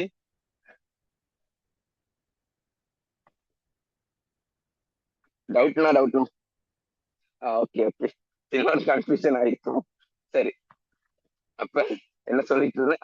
10,000 இம்மாத வாடகையும் 5,000 அடுத்த மாத வாடகையும் செலுத்தி இருக்கோம். ஏதோ 15,000 இந்த மாசம் நாங்க காசு செலுத்தி இருக்கோம். இந்த மாசம் 15,000 காசு நிறுவனத்தை விட்டு வெளியே போயிட்டாரு. இம்மாத வாடகை அடுத்த மாத வாடகையை பிறகு பார்ப்போம். மொத்தம் 10,000 5,000 அது ரெண்டும் சேர்த்து 15,000 ரூபாய் போயிடுச்சு வெளியே நிறுவனத்தை விட்டு. அப்ப காசு வெளியே போயிட்டாரு தானே. அப்ப காசு வெளியே போனதை சொத்துல பதிஞ்சு காட்டணும். காசுன்றது என்ன சொத்து? காசு என்பது ஒரு நடைமுறை சொத்து. அப்ப நடைமுறை சொத்துலதான் உங்களுக்கு ஓகே, நடைமுறை சொத்துல தான் 15,000 குறையும். நடைமுறை சொத்துல தான் என்ன செய்யும்? 15,000 குறையும். நடைமுறை சொத்துல தான் 15,000 குறையும். சரி, ஓகே. அடுத்ததை இனி பார்ப்போம். உங்களுக்கு தெரியும் செலவுகள் என்பது வாடகைனால உங்களுக்கு செலவுன்னு மண்டையில ஹைலைட் ஆயிரும். அப்ப செலவுகள் என்பது உரிமையை குறைக்கணும்னு தெரியும். பட் செலவுகள் தான் உரிமையை குறைக்குமே தவிர்த்து வேற எதுவுமே உரிமையை குறைக்காது. அப்ப 15,000 வாடகை செலவு தானடா, பொறுமையை குறைக்க கேட்டீங்களா அந்த மனசுக்குள்ள? அதுதான் இல்ல. ஏன் 10,000 என்பதுதான் நாங்க செலவுன்னு சொல்லலாம். அதுதான் இந்த மாச செலவு. அடுத்த மாச செலவை நீங்க இப்ப இந்த மாச செலவுன்னு சொல்லலுமா? அடுத்த மாச செலவை உங்களுக்கு செலவுன்னே சொல்ல இயலுமா? அது அடுத்த மாசம் வரப்போற விஷயம். அது அப்ப அடுத்த மாசம் அது வந்தாதான் அது செலவுன்னு சொல்லணும். இந்த மாசம் அதை செலவுன்னு நீங்க சொல்ல இயலாது. அப்ப அடுத்த மாசம் வரப்போற செலவை இந்த மாச செலவா கருத இயலாது. நாங்க கணக்கு செய்யறது இந்த மாசத்துக்கு. அப்ப இந்த மாச செலவு மட்டும்தான் எங்க உரிமையை குறைக்கும். அப்ப இந்த மாச செலவு எவ்வளவு நாங்க கட்டுனதுல இந்த மாச செலவு எவ்வளவு? 10,000 மட்டும் தானே. ஆகவே உரிமையில 10,000 குறையும். 10,000 மட்டும் தானே. ஆகவே உரிமையில 10,000 குறையும். அப்ப 5,000ன்றது என்னது? அடுத்த மாச செலவு. 5,000ன்றது என்னது? அடுத்த மாச செலவு. அடுத்த மாச செலவு இன்னும் வரவே இல்லை. அப்ப அதை முன்கூட்டியே நீங்க இந்த மாசமே செலுத்துறீங்க. அதுக்காக அதை நீங்க இந்த மாச செலவுன்னு எல்லாம் காட்ட இயலாது. அதுக்காக நீங்க இதை இந்த மாச செலவுன்னு எல்லாம் காட்டவே இயலாது. அந்த 5,000த்தை அதுக்காகதான் சொல்றது. அதை முற்பண செலவு. நாங்க அட்வான்ஸா அந்த செலவை செலுத்தியிருக்கோம். அட்வான்ஸா அந்த செலவை என்ன செஞ்சிருக்கோம்? செலுத்தியிருக்கோம். அந்த செலவு இன்னும் உருவாகவே இல்லை. அப்படி ஒரு செலவு என்ன செய்யல? அதுக்கு உருவாகவே இல்லை. அது அடுத்த மாசம் செலவுன்றது இந்த மாசமே செலுத்திடுறோம். அடுத்த மாச செலவை இப்பவே செலுத்தி வைக்கிறோம். இந்த மாசமே செலுத்தி வைக்கிறோம். அப்ப அடுத்த மாச செலவு அடுத்த மாசம் தான் செலவை தவிர்த்து இப்ப செலவு அல்ல. அப்ப நாங்க முன்கூட்டியே செலுத்துறோம். அதுக்குதான் பேர் முற்பண செலவுன்னு வைக்கிறோம். அதுல பேர் முற்பண செலவு அக்கௌண்டிங் டேர்ம்ல. அந்த முற்பண செலவை நாங்க ஒரு சொத்தா கருதுறனால, நாங்க அப்படி ஒரு முற்பணமா ஒரு செலவுக்கு செலுத்துறத ஒரு சொத்தா கருதுறனால அது ஒரு நடைமுறை சொத்துன்னு சொல்லிட்டாங்க. அந்த சொத்து நடைமுறை சொத்து. முற்பண செலவு என்கிற சொத்து ஒரு நடைமுறை சொத்துன்னு சொல்லிட்டாங்க. ஆகவே நடைமுறை சொத்துல 5,000 கூடும். நடைமுறை சொத்துல 5,000 கூடும். உங்களுக்கு சிம்பிளா இன்னொருக்கா சொல்லி விடவா? இப்ப நான் கொஞ்ச நாளைக்கு முதல் உங்களுக்கு ஒரு வீடியோ போட்டேன். ஸ்டேட்டஸ்ல வீடியோ போட்டேன். இப்ப இன்றைக்கும் போஸ்ட் எல்லாம் இருக்கும். பிசிக்கல் கிளாஸ் ஸ்டார்ட் பண்றேன்னு. அப்ப நான் இவ்வளவு நாளும் ஆன்லைன் கிளாஸ் தான் செஞ்சுட்டு இருந்தேன். ஒரு கதை. இவ்வளவு நாளும் ஆன்லைன் கிளாஸ் தான் செஞ்சுட்டு இருந்தேன். பிசிக்கல் கிளாஸ் ஸ்டார்ட் பண்றேன் தானே. அந்த பிசிக்கல் கிளாஸ் ஸ்டார்ட் பண்றதுக்கு ஆன்லைன் கிளாஸ் மாதிரி லேஸ் வேலை இல்லை. பிசிக்கல் ஸ்டார்ட் பண்றதுக்கு ஒரு ப்ராப்பரான பிளேஸ் வேணும். சரியா? ஏன்னா எனக்கு படிப்பிச்ச டீச்சர்ஸே இதுக்குள்ள நிறைய பேர் செய்யறாங்க. அப்ப அந்த இடத்துக்குள்ள நான் செய்யறது நல்லது இல்லை. ஒரு நல்ல ஒரு இது இல்லை. அப்ப நான் வேற ஒரு இடத்துலதான் செய்யணும். அப்ப மட்டக்குடியில தான் நான் தேடிட்டு இருந்தேன். அதாவது உங்களுக்கு அந்த பிளேசஸ் தெரியாது. வெளியே இருக்கனால நான் இருக்க ஏரியால நான் தேடிட்டு இருந்தேன். அதான் எனக்கு லேசும் கூட. அப்ப தேடினா கிடைக்கல. பட் இப்ப எனக்கு ஒரு ப்ராப்பரான இடம் கிடைச்சிருக்கு. அதே நேரத்துல அப்படி இடங்களுக்கு டிமாண்ட் இருக்கு. அப்ப போயிடும். பட் அதனால நான் மார்ச் மாசம் தான் என்ன செய்ய போறேன்? கிளாஸ் ஸ்டார்ட் பண்ண போறேன். பட் அந்த டைம் எனக்கு தான் வேணும். அதுல போட்டிருக்க 3ல இருந்து 5 வரைக்கும் டைம் இல்லை. அப்ப அந்த டைம் எனக்கு தான் வேணும்ன்றதுக்காக அந்த பே பண்ண வேண்டிய ரெண்ட், மார்ச் மாசம் பே பண்ண வேண்டிய ரெண்ட் நான் இப்பவே அட்வான்ஸ் போட்டுட்டேன். இப்பவே அட்வான்ஸ் போட்டுட்டேன். பட் உண்மையை பார்க்க போனா அந்த ரெண்ட் எனக்கு இப்ப வந்த செலவா இல்ல. மார்ச் மாசம் தான் அந்த ரெண்ட்டுக்கான கட்ட வேண்டிய ஒரு இதே எனக்கு இருக்கு. ஆனா நான் ஒரு சின்ன ஒரு ரீசனுக்காக அதுக்கு டிமாண்ட் இருக்கு. மத்த லெக்சரர்ஸ் மாதிரி கேட்பாங்க. சோ அதை நான் எனக்குன்னு புக் பண்ணி வச்சிருக்கேன்றதுக்காக என்ன செய்யறேன்? நான் அட்வான்ஸா போட்டு வச்சிருக்கேன். பட் அப்ப நான் அந்த 10,000 அட்வான்ஸா நான் போட்டதுக்காக நான் அது என்னது? அது எனக்கு என்ன ஒரு செலவா இல்ல. மார்ச் மாசம் எனக்கு உண்மையாவே அந்த ரெண்டை கட்டணும். பட் நான் இப்பவே போடுறேன். அப்ப அது மார்ச் மாதத்துக்குள்ளே எக்ஸ்பென்ஸ். பட் ஆனா அதை இப்பவே போட்டு வச்சாலும் எனக்கு ஒரு இதொன்னு குறையுது. என்னது? மார்ச் மாசம் வரும்போது நான் அதை கட்ட தேவையில்லை. அது எனக்கு ஒரு சுமை குறையுது விளங்கிச்சா? அப்ப அதே மாதிரி ஒரு விளங்குது. எனக்கு ஒரு சுமை குறையுது. மார்ச் மாசம் அதை கட்ட தேவையில்லை. நான் என்ன அட்வான்ஸா பே பண்ணிட்டேன். அப்ப அதனால அது ஒரு செலவா கருதே இல்லாது. அது மாதிரி தான் இதுவும் 5,000 அடுத்த மாசம் நாங்க அடுத்த மாசம் செலவு இப்பவே செலுத்தி வைக்கிறீங்க. அப்ப அடுத்த மாசம் அந்த செலவு வரும்போது நீங்க அதை செலுத்த தேவையில்லை. ஒரு சுமை குறையுது. அப்ப இதுக்கு அதான் அது கிட்டத்தட்ட நாங்க ஒரு சொத்தா கருதி சொத்தா பதிகிறோம். முற்பண செலவு என்பது ஒரு சொத்து. ஒரு நடைமுறை சொத்து. அப்ப நடைமுறை சொத்து தான் கூடும். சரியா? நான் ஒரு பிராக்டிக்கலா யோசிச்சு பார்த்தாலே விளங்கும் உங்களுக்கு.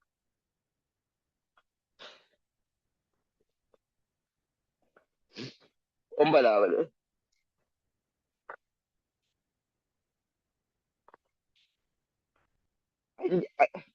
5 லட்சம் சரக்கு இருக்கு. கொஞ்சம் இருங்க.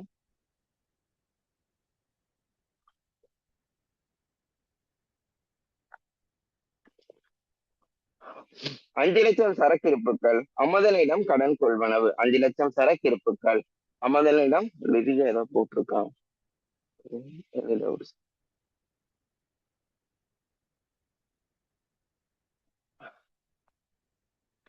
இல்ல முற்பணமா செலுத்தினா அது பொறுப்பு இல்ல. நாங்க தான் அட்வான்ஸ் அவங்களுக்கு கொடுத்துருக்கோம். இப்ப எப்படி சொல்றது?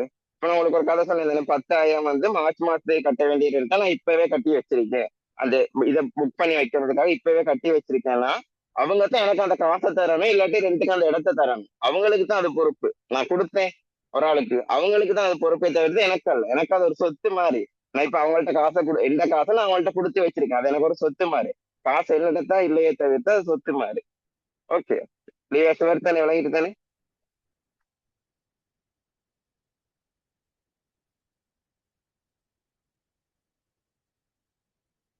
Okay, okay, thank you. 9வது, 5,00,000 சரக்கிருப்புகளை அமுதனிடம் கடன் கொள்வனவு. அப்ப 5,00,000 சரக்கிருப்பை நாங்க கடனுக்கு கொள்வனவு செய்யும் போது, 5,00,000 சரக்கிருப்பை கடனுக்கு கொள்வனவு செய்யும் போது, 5,00,000 சரக்கிருப்பு நிறுவனத்துக்குள்ள வருது. 5,00,000 சரக்கிருப்பு நிறுவனத்துக்குள்ள வருது. சரக்கிருப்பு என்பது ஒரு நடைமுறை சொத்து. அப்ப அது நிறுவனத்துக்குள்ள வரும்போது நடைமுறை சொத்துல 5,00,000 கூடும். சரக்கிருப்பு என்பது ஒரு நடைமுறை சொத்து.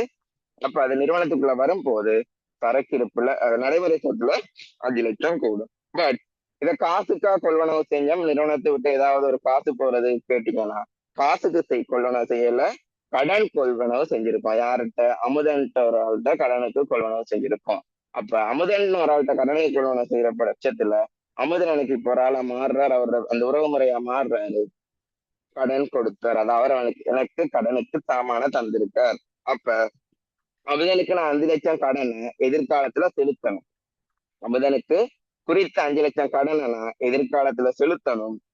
அப்ப நான் எதிர்காலத்துல அமுதனுக்கு அந்த 5,00,000 கடனை செலுத்துறேன்றது எனக்கு ஒரு பொறுப்பு. ஆனா அது என்ன பொறுப்புன்னு கேட்டீங்கன்னா, நடைமுறை பொறுப்பு. அதே நடைமுறை பொறுப்புன்னு சொல்றீங்கன்னு கேட்டா, அதை ஞாபகம் வச்சுக்கிறதுக்கு தான் நான் ஒரு எக்ஸாம்பிள் சொன்னேன், திருப்பியும் சொல்றேன். கடன் கொடுத்தவர்ன்றதை நாங்க அன்றாடம் சாமான விற்கிறதுக்கு, கடனுக்கு சாமான் வாங்குவோம். இப்ப நான் தேன் சாமான கடனுக்கு வாங்கினேன், அதை விற்கிறதுக்காக. அப்ப அவரோட ஒரு அன்றாட பிசினஸ் டீலிங் வச்சிருக்கேன். திருப்பி சாமான வித்து முடிய திருப்பி அவர்கிட்ட சாமான் வாங்கணும். அப்படித்தான் ஒரு ப்ரொசஸ் போயிட்டு இருக்கும். அப்படி இருக்கும் போது நான் அவருக்கு உடனே காசு கொடுக்கலாட்டி, ஒரு வருஷத்துக்குள்ள காசு கொடுக்கலாட்டி நல்லா இருக்காது. அப்படி சரி ஞாபகம் வச்சுக்கோம். ஒரு வருஷம் அதுதான் பிராக்டிக்கலும். ஒரு வருஷத்துக்குள்ள நான் காசு கொடுத்தே ஆகணும். அப்ப கடன் கொடுத்தவருக்கு ஒரு வருஷத்துல காசு கொடுத்தே ஆகணும். அப்ப ஒரு வருஷத்துக்குள்ள கொடுக்குற கடன் எல்லாம் நடைமுறை பொறுப்புல தான் வரும். ஆகவே அந்த 5,00,000 கொடுக்கணும்ன்ற அந்த கடன் பொறுப்பு நடைமுறை பொறுப்புல தான் வரும். அப்ப நடைமுறை பொறுப்பு தான் 5,00,000 கூடும். நடைமுறை பொறுப்பு தான் 5,00,000 கூடும். சரி, ஓகே. வங்கி கடன் தவணை கட்டணம் செலுத்தியது 25,000. இதனுள் 10,000 வட்டி உள்ளடங்கியுள்ளது. வங்கி கடன் தவணை கட்டணம் செலுத்துறீங்க 25,000 ரூபாய். வங்கி கடன் தவணை கட்டணம் செலுத்துறீங்க 25,000. அதுக்குள்ள சொருவுனா மத்தது குழம்பிடும். இதை சொல்றேன் சும்மா. வங்கி கடன் தவணை கட்டணம் செலுத்துறீங்க 25,000. அப்ப வங்கி கடன் தவணை கட்டணம் 25,000 செலுத்துறோம்னா 25,000 காசு என்ன செய்யும்? நிறுவனத்தை விட்டு போயிருக்கு. வங்கி கடன் தவணை கட்டணம் 25,000 செலுத்துறோம்னா 25,000 காசு என்ன செய்யும்? நிறுவனத்தை விட்டு போயிருக்கும். அப்ப காசு நிறுவனத்தை விட்டு போகுதுன்னா, காசுன்றது ஒரு நடைமுறை சொத்து. அப்ப நடைமுறை சொத்துல என்ன செய்யும்? 25,000 குறையும். காசு நிறுவனத்தை விட்டு போகுதுன்னா நடைமுறை சொத்துல என்ன செய்யும்? 25,000 குறையும். அப்ப நடைமுறை சொத்துல 25,000 குறைஞ்சிருக்கும். ஓகே, இப்ப இதுல தான் 5,000 எவ்வளவு? 25,000த்துல 10,000 வட்டியம். 10,000 வட்டியம். ஏன் அதுல அர்த்தம் என்ன உங்களுக்கு நான் சொன்னேன். வங்கி கடன் தவணை கட்டணம்ன்றது வங்கி கடனை, எங்களுடைய வங்கி கடனை செலுத்துறதுக்காக நாங்க செலுத்துற தவணை பணம். அது தனியே இப்ப 25,000 செலுத்துறோம்னா 25,000 எங்களோட மாசம் மாசம் எங்களோட கடனை குறைக்குமான்னு கேட்டா இல்ல. அந்த 25,000த்துக்குள்ள சின்ன வட்டி காணப்படும். அப்ப அப்படித்தான் ஒரு வட்டி சொல்லியிருக்காங்க, 10,000. இந்த கணக்கு பொறுத்த வரையில 10,000.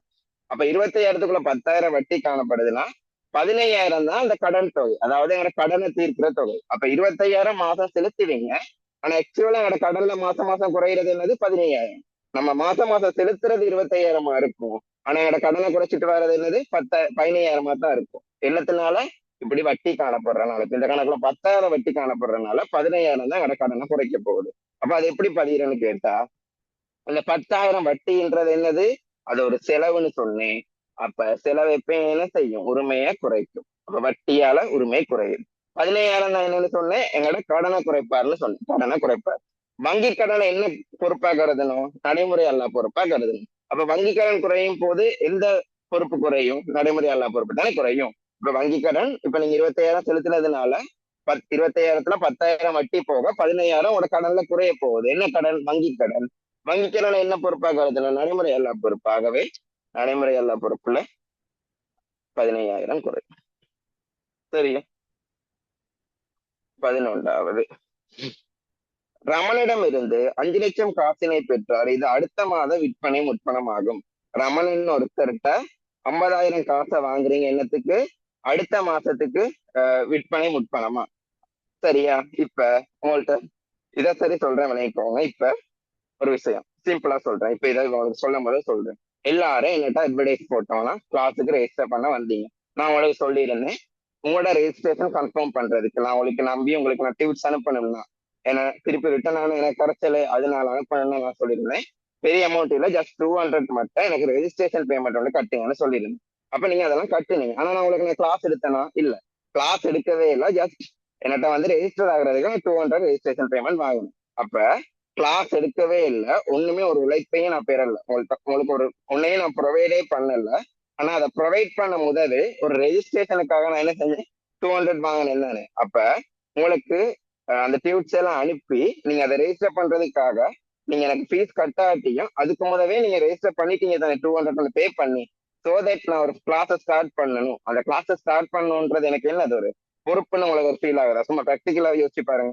எனக்கு ஒரு பொறுப்பு இருக்குதானே. திடீர்னு வந்து எனக்கு கிளாஸ் செய்யலாம்னு சொல்லலாம், செய்யலுமா?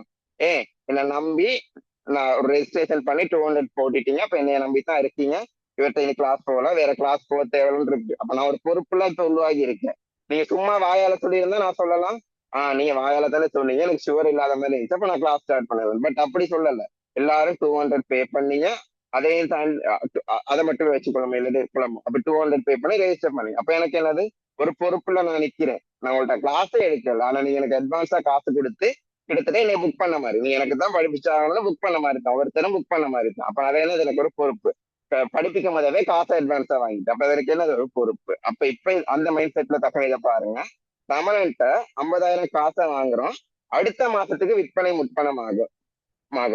இது வந்து அடுத்த மாத விற்பனை முற்பணமாகும்னு சொல்லியிருக்காங்க. அதாவது ரமணன் ஒரு ஆள்கிட்ட 50,000 காசை வாங்கியிருக்கீங்க, அடுத்த மாசம் சாமான விற்கிறதுக்காக. அதுக்கான காரணம், இந்த மாசம் சாமான் இல்லாம இருந்திருக்கலாம், இல்லாட்டி அவர் கேட்ட குவான்டிட்டியில இல்லாம இருந்திருக்கலாம், இல்லாட்டி அவர் கேட்ட பிராண்ட்ல இல்லாம இருந்திருக்கலாம், அவர் கேட்ட கலர்ல இல்லாம இருந்திருக்கலாம். அப்ப அடுத்த மாசம் வந்தோம் அந்த சாமான எனக்கு தாங்கன்னு சொல்லிட்டு ரமணன் எனக்கு ஒரு 50,000 காசை அட்வான்ஸா கொடுத்துட்டு போயிட்டார். ஆனா ரமணனுக்கு அதுக்கான சாமான நான் ரமணனுக்கு கொடுத்தனான்னு கேட்டா இல்ல, அடுத்த மாசம் தான் கொடுக்க போறேன். அப்ப அடுத்த மாசம் சாமான விற்கிறதுக்காக ரமணன்ட்ட நான் இப்பவே காசு வாங்குறேன். அதுக்கு என்ன வேணா காரணம் இருக்கலாம், ஸ்டாக் முடிஞ்சிருக்கலாம், அடுத்த மாசம் தான் ஸ்டாக் வரலாம், என்ன வேணாலும் இருக்கலாம். ஏதோ ஒரு வகையில ரமணன் அடுத்த மாசம் எனக்கு காசு தாரதுக்கு, அடுத்த மாசம் ரமணுக்கு நான் சாமான் விற்கிறதுக்கு, இந்த மாசமே அடுத்த மாசம் ரமணுக்கு நான் சாமான் விற்கிறதுக்கு இந்த மாசமே அவர் எனக்கு ஒரு புக் பண்ண மாதிரி 50,000 காசை கொடுத்துட்டாரா? அப்ப 50,000 காசு கொடுத்திருக்காரு இப்ப இந்த மாசம், அது நிறுவனத்துக்குள்ள வரும். 50,000 காசு என்ன செய்யும், நிறுவனத்துக்குள்ள வரும். அப்ப 50,000 காசு நிறுவனத்துக்குள்ள வரும் போது காசு என்பது ஒரு நடைமுறை சொத்து. அப்ப நடைமுறை சொத்துல 50,000 கூடும். காசு ஒரு நடைமுறை சொத்து தானே, அப்ப நடைமுறை சொத்துல 50,000. அடுத்து என்ன நடக்கும்ன்றதான் விளங்கி கொள்ளணும். நான் அடுத்த மாசம் விற்கிறதுக்காக தான் ரமணன்ட்ட காசை வாங்கியிருக்கேன், இப்ப ஒரு சாமான கொடுக்கல. அப்ப ரமணன்ட்ட காசு வாங்கிட்டேன், ஆனா அதுக்கு சமனான எந்த ஒரு சாமானையும் அவருக்கு கொடுக்கல. அதுக்கு சமனான எந்த ஒரு சாமானையும் கொடுக்கல. அப்ப இந்த இடத்துல நான் ஒரு சாமான ஒண்ணுமே கொடுக்காம, ஒரு உழைப்பையே பெறாம, ஒன்றுமே இல்லாம சும்மா காசை வாங்கியிருக்கேன். அதுக்கு நான் சொல்லியிருக்கேன் அடுத்த மாசம் சாமான தாரேன்னு தான். அப்ப அடுத்த மாசம் அந்த சாமான அவருக்கு அவர் ஒண்ணு அடுத்த மாசம் காசை ரிட்டர்ன் பண்ணணும், இல்லாட்டி அடுத்த மாசம் அவர் தந்ததுக்கான காசுக்கான சாமான கொடுக்கணும். அப்ப நான் அதை கொடுக்கும் வரைக்கும் அது என்னது, எனக்கு ஒரு பொறுப்பு. எதிர்காலத்துல தான் நான் அதுக்கான இதை செய்யணும்னா அது எனக்கு என்னது, ஒரு பொறுப்பு. நான் அந்த ஃபீஸ் விஷயத்துல சொன்ன விளக்கத்துல விளங்கியிருக்குன்னு நம்புறேன். அது எனக்கு ஒரு பொறுப்பு. அப்ப 50,000 வாங்கினதுக்கு நான் இப்ப எந்த ஒரு சாமானும் கொடுக்கல, அடுத்த மாசம் தான் கொடுக்க போறோம். அப்ப இதைத்தான் சொல்றது முற்பண வருமானம்னு, வருமானம்னு, முற்பண வருமானம்னு சொல்றது. முற்பண வருமானம் அதுக்குள்ள விலங்குகள் தான் வாயால சொல்றேன், முற்பண வருமானம்னு சொல்றது. இது என்னது, ஒரு பொறுப்பு. நடைமுறை பொறுப்பா நடைமுறை அல்ல பொறுப்புன்னு கேட்டா டெஃபினிட்டா இது ஒரு நடைமுறை பொறுப்பே. அடுத்த மாசம் நான் சாமான கொடுத்தேன்னா என்ன செய்யறேன், அந்த பொறுப்பை என்னை விட்டு போயிடும். அது அடுத்த மாசம் அந்த சாமானை கொடுத்துட்டேன், அவர் கொடுத்த காசுக்கு சாமான அடுத்த மாசமே கொடுத்துட்டேன்னா அந்த பொறுப்பை என்னை விட்டு போயிடும். அப்ப காசு வாங்கி ஒரு மாசத்துல எனக்கு பொறுப்பு போகுது. அப்ப இந்த முற்பண வருமானம்ன்ற பொறுப்பு ஒரு வருஷத்திலேயே எனக்கு இல்லாம போயிடும். ஆகவே முற்பண வருமான பொறுப்பு ஒரு நடைமுறை பொறுப்பு. ஆகையா நடைமுறை பொறுப்புல அந்த 50 கூடும். 2 லட்சம் கிரயமான பொருட்களை தனது சொந்த தேவைக்காக எடுத்திருக்கார். 2 லட்சத்துக்கு கிரயமான பொருட்களை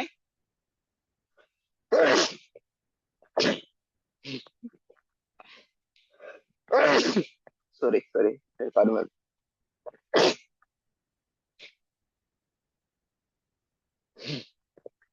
2 லட்சம் கிரயமான பொருட்களை தனது சொந்த தேவைக்கு எடுத்திருக்காரு. அப்ப 2 லட்சம் கிரயமான சாரி யாரா மெசேஜ் போட்டிருக்காங்க, கொஞ்சம் பார்த்துட்டு வந்துடும். சரி, தேங்க்யூ. 20,000 கிரயமான பொருட்களை சந்தோஷமா இருக்கு, ஆக்டிவ்ல தான் இருக்கீங்க போல, மாறி சொன்னாலும் சொல்றீங்க. 20,000 கிரயமான பொருட்களை தனது சொந்த தேவைக்கு எடுத்திருக்காரு. 20,000 கிரயமான பொருட்களை தனது சொந்த தேவைக்கு எடுத்திருக்காரு. அப்ப 20,000 கிரயமான பொருள் நிறுவனத்தை விட்டு போகுது உரிமையாளர் எடுத்தனால. அப்ப 20,000 கிரயமான பொருள் சரக்கிருப்பு வெளியே போச்சுன்னா, சரக்கிருப்பு என்பது என்னது? ஒரு நடைமுறை சொத்து. அப்ப நடைமுறை சொத்துல 20,000 குறையும். அப்ப உரிமையாளர் அவரோட சொந்த தேவைக்கு எடுக்கிறதுக்கு பேர் என்ன? பற்று. அப்ப உரிமையாளர் வணிகத்திலிருந்து ஏதேனும் சொத்துக்கள் எடுத்தாரா இருந்தா, அதாவது வணிக டேர்ம்ல சொல்லணும்னா பற்றினாரா இருந்தா, உரிமையாளர் தனது சொந்த தேவைக்காக வணிகத்துல இருக்க சொத்தை எதுவும் எடுத்தாருன்னா அதை சொல்றது பற்று. அப்படி பற்றினாரா இருந்தா அவருக்கு வணிகத்துல இருக்க உரிமை அவருக்கு குறைஞ்சிடும். அவர் எவ்வளவு சொத்து எடுக்கிறாரோ அது அந்த அளவால அவரோட உரிமையாண்மை குறைஞ்சிடும். அப்ப 20,000 பட்டி இருக்கனால 20,000தால அவர் உரிமையாண்மை குறைஞ்சிடும். சரியா? ஓகே.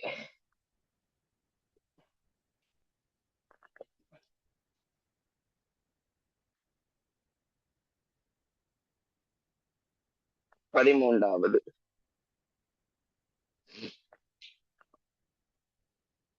24 அமுதனிடம் கொள்வனவு செய்த இருப்புகளில் 1,00,000 பெறுமதியான இருப்பு திருப்பி அனுப்பப்பட்டது. அமுதனிடம் கொள்வனவு செஞ்சிருக்காங்க. உங்களுக்கு அமுதனை தெரியும். அமுதன் என்னோட கடன் கொடுத்தாரு. கொஞ்ச நேரத்துக்கு முதல் தான் கடனுக்கு வித்தாரு. அது எவ்வளவுன்னு பார்த்து எனக்கு சொல்லலாம். 5,00,000 ரூபாய்க்கு சாமான அமுதன்ட்டா வாங்கிருக்கீங்க. 5,00,000 ரூபாய்க்கு சாமான அமுதன்ட்டா வாங்கிருக்கீங்க. நான் சொல்லியிருந்தேன், நாங்க வியாபாரிட்ட பண்டங்களை கொள்வனவு செய்வோம். அந்த கொள்வனவு முறை 2 கொள்வனவு முறை காணப்படுது. காசு கொள்வனவு, கடன் கொள்வனவு. இதுல காசு கொள்வனவுல இப்ப நான் சொல்ற விஷயம் முடியாது. கடன் கொள்வனவுல ஒரு ஸ்பெஷல் விஷயம் இருக்கு.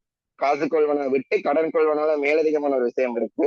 நாங்க எதுவும் பிரச்சனைக்குரிய பண்டம் இருந்தா அதை ரிட்டர்ன் அனுப்பலாம். எங்களுக்கு யாருக்கு அனுப்பலாம்? நாங்க வாங்கின வியாபாரிக்கே நாங்க திருப்பி அனுப்பி வச்சிடலாம். வணிகத்துல இருந்து திருப்பி அனுப்பி விட்டுறலாம். அப்ப கடன் கொள்வனவுக்கு என்ன வரும்? இந்த விஷயம் வரும். அப்ப இதுல பேர் என்ன? வெளித்திரும்பல். இதை சொல்றது என்ன? வெளித்திரும்பல். முதல் சொன்னது கொஞ்ச நேரத்துக்கு முதல் சொன்ன அந்த நாங்க வித்த வாடிக்கையாளர் எங்களுக்கு திருப்பி அனுப்புறது, அது உட்திரும்பல். இப்ப நான் சொல்லிட்டு இருக்கிறது வெளித்திரும்பல். அப்ப நாங்கள பொருட்களை அவங்களுக்கு வெளித்திருப்பலாம். அப்ப அப்படித்தான் அமுதன்ட்ட 5,00,000 ரூபாய்க்கு சாமான் வாங்கியிருக்கேன். 5,00,000 ரூபாய் சாமானை நான் ரிட்டர்ன் அனுப்பல. அதுல ஒரு 1,00,000 ரூபாய் சாமானத்தை என்ன செய்யறேன்? அமுதனுக்கு ரிட்டர்ன் அனுப்புறேன். அப்ப அமுதனுக்கு 1,00,000 ரூபாய் சரக்கிருப்பை ரிட்டர்ன் அனுப்பும் போது 1,00,000 ரூபாய் சரக்கிருப்பை ரிட்டர்ன் அனுப்பும் போது நிறுவனத்தை விட்டு சரக்கிருப்பு வெளியே போகுது. அப்ப சரக்கிருப்பு என்பது நடைமுறை சொத்து. அப்ப நடைமுறை சொத்துல 1,00,000 குறையும். அடுத்தது என்ன நடக்கணும் யோசிங்க. அமுதன்ட்ட 5,00,000 ரூபாய்க்கு சாமான கடனுக்கு வாங்கினேன். அப்ப அமுதனுக்கு நான் 5,00,000 ரூபாய் சாமான காசு கொடுக்க இருந்துச்சு. இப்ப யோசிச்சு பாருங்க, 5,00,000 ரூபாய்க்கு வாங்கின சாமான்ல 1,00,000 ரூபாய் பெறுமதியான சாமான ஏதோ ஒரு பிரச்சனை ரிட்டர்ன் அனுப்பிட்டேன். அப்ப ரிட்டர்ன் அனுப்பின சாமானையும் சேர்த்து நான் காசு கொடுப்பேனா? நான் பைத்தியக்காரனா? இல்ல, நம்ம அவ்வளவு பைத்தியம் இல்ல, புத்திசாலிகள். அப்ப 1,00,000 கிரயமான சாமான அவருக்கு ரிட்டர்ன் அனுப்பிட்டேன், அதுக்கு காசு கொடுக்க மாட்டோம். அப்ப 1,00,000 ரூபாய் பெறுமதியான சாமான ரிட்டர்ன் அனுப்பிட்டு அதுக்கு காசு கொடுக்க மாட்டோம்னா அந்த 1,00,000 பொறுப்பு என்ன செய்தாங்களே? கொடுக்க மாட்டோம் தானே, இனி குறைய போகுது. அப்ப கடன் கொடுத்தவர்ல 1,00,000 பொறுப்பு குறைய போகுது. கடன் கொடுத்தவர்ன்றது என்ன பொறுப்பு? நடைமுறை பொறுப்பு. ஆகவே நடைமுறை பொறுப்புல 1,00,000 குறையும். கடன் கொடுத்தவர் என்பது ஒரு நடைமுறை பொறுப்பு. அதனால நடைமுறை பொறுப்புல 1,00,000 குறையும். Okay okay okay. நாங்க இப்ப அமுதன்ட்ட உங்களுக்கே தெரியும் 5,00,000 ரூபாய்க்கு சாமான கடனுக்கு கொள்வனவு செஞ்சிருக்கோம். அமுதன்ட்ட 5,00,000 ரூபாய்க்கு சாமான கடனுக்கு கொள்வனவு செஞ்சிருக்கோம். அதுல எதுவும் பழுதுகள் அப்படி எதுவும் இருந்துச்சா இருந்தா நாங்க ரிட்டர்ன் அனுப்பலாம். நான் சொன்னேன், உங்களுக்கே தெரியும் கொள்வனவு 2 இருக்கு, கடன் மற்றும் காசு. இதுல காசால முடியாது.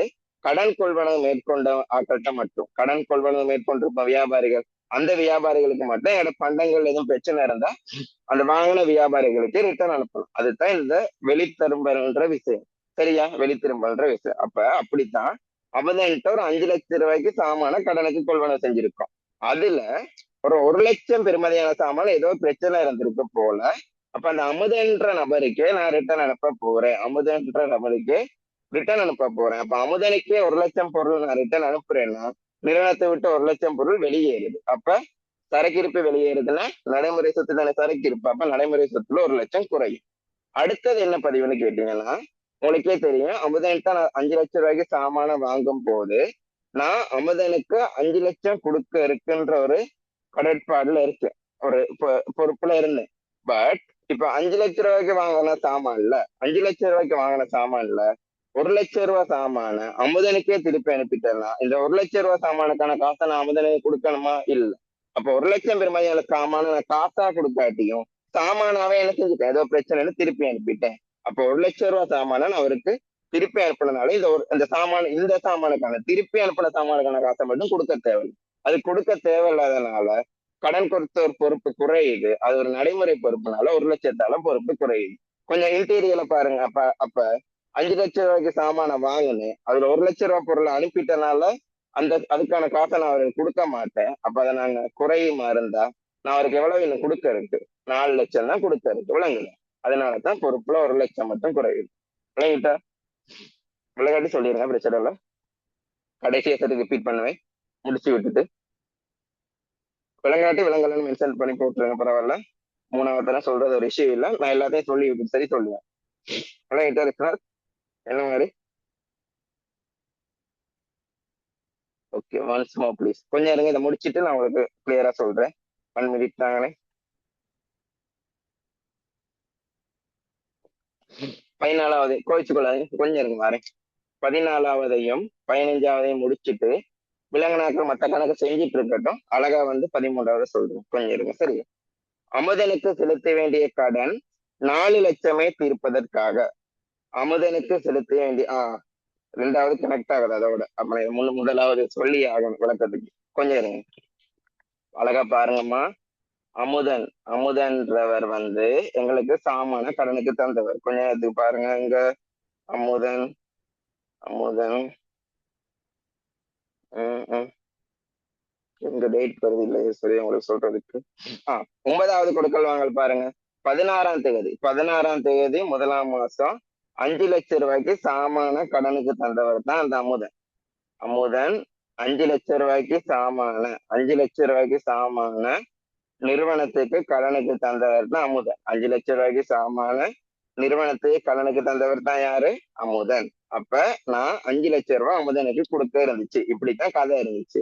இப்ப 24ஆம் தேதி என்ன நடந்துச்சுன்னா, அதாவது 13வது என்ன நடக்குதுன்னா, நாங்க 5,00,000 ரூபாய்க்கு வாங்கின சாமான்ல ஒரு 1,00,000 ரூபாய் சாமான் ஏதோ ஒரு பிரச்சனை இருக்கு போல, பழுதா இருக்கலாம், இது மாறி எனக்கு இருக்கலாம். அதனால 5,00,000 ரூபாய்க்கு வாங்கின சாமான்ல 1,00,000 ரூபாய் சாமான நான் அமுதனுக்கு ரிட்டர்ன் அனுப்புறேன். அப்ப 1,00,000 ரூபாய் சாமான அமுதனுக்கு ரிட்டர்ன் அனுப்பும் போது என்கிட்ட இருந்த 1,00,000 ரூபாய் சாமான் திருப்பி அமுதன் பே போகுது. 5,00,000 சாமான் வரும் போது என்ன செஞ்சிருக்கும், சரக்கிருப்பு 5,00,000 கூடி இருக்கும்.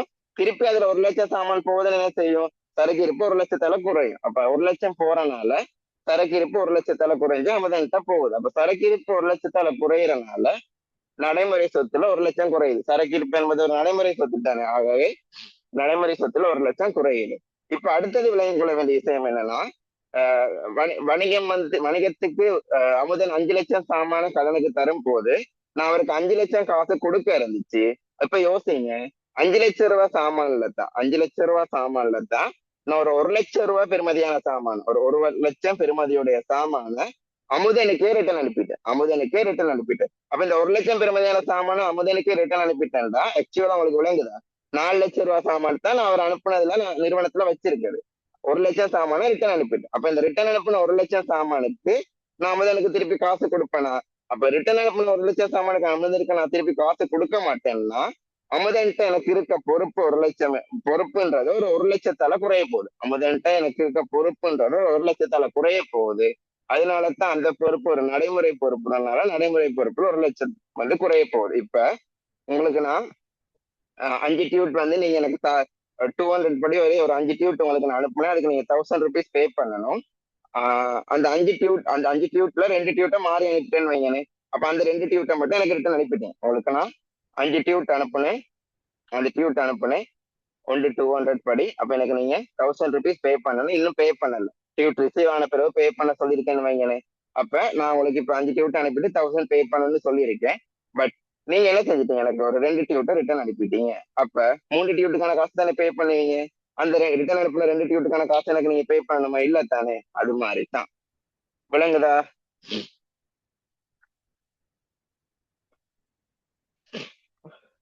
கிருத்திகா ஓகேயா?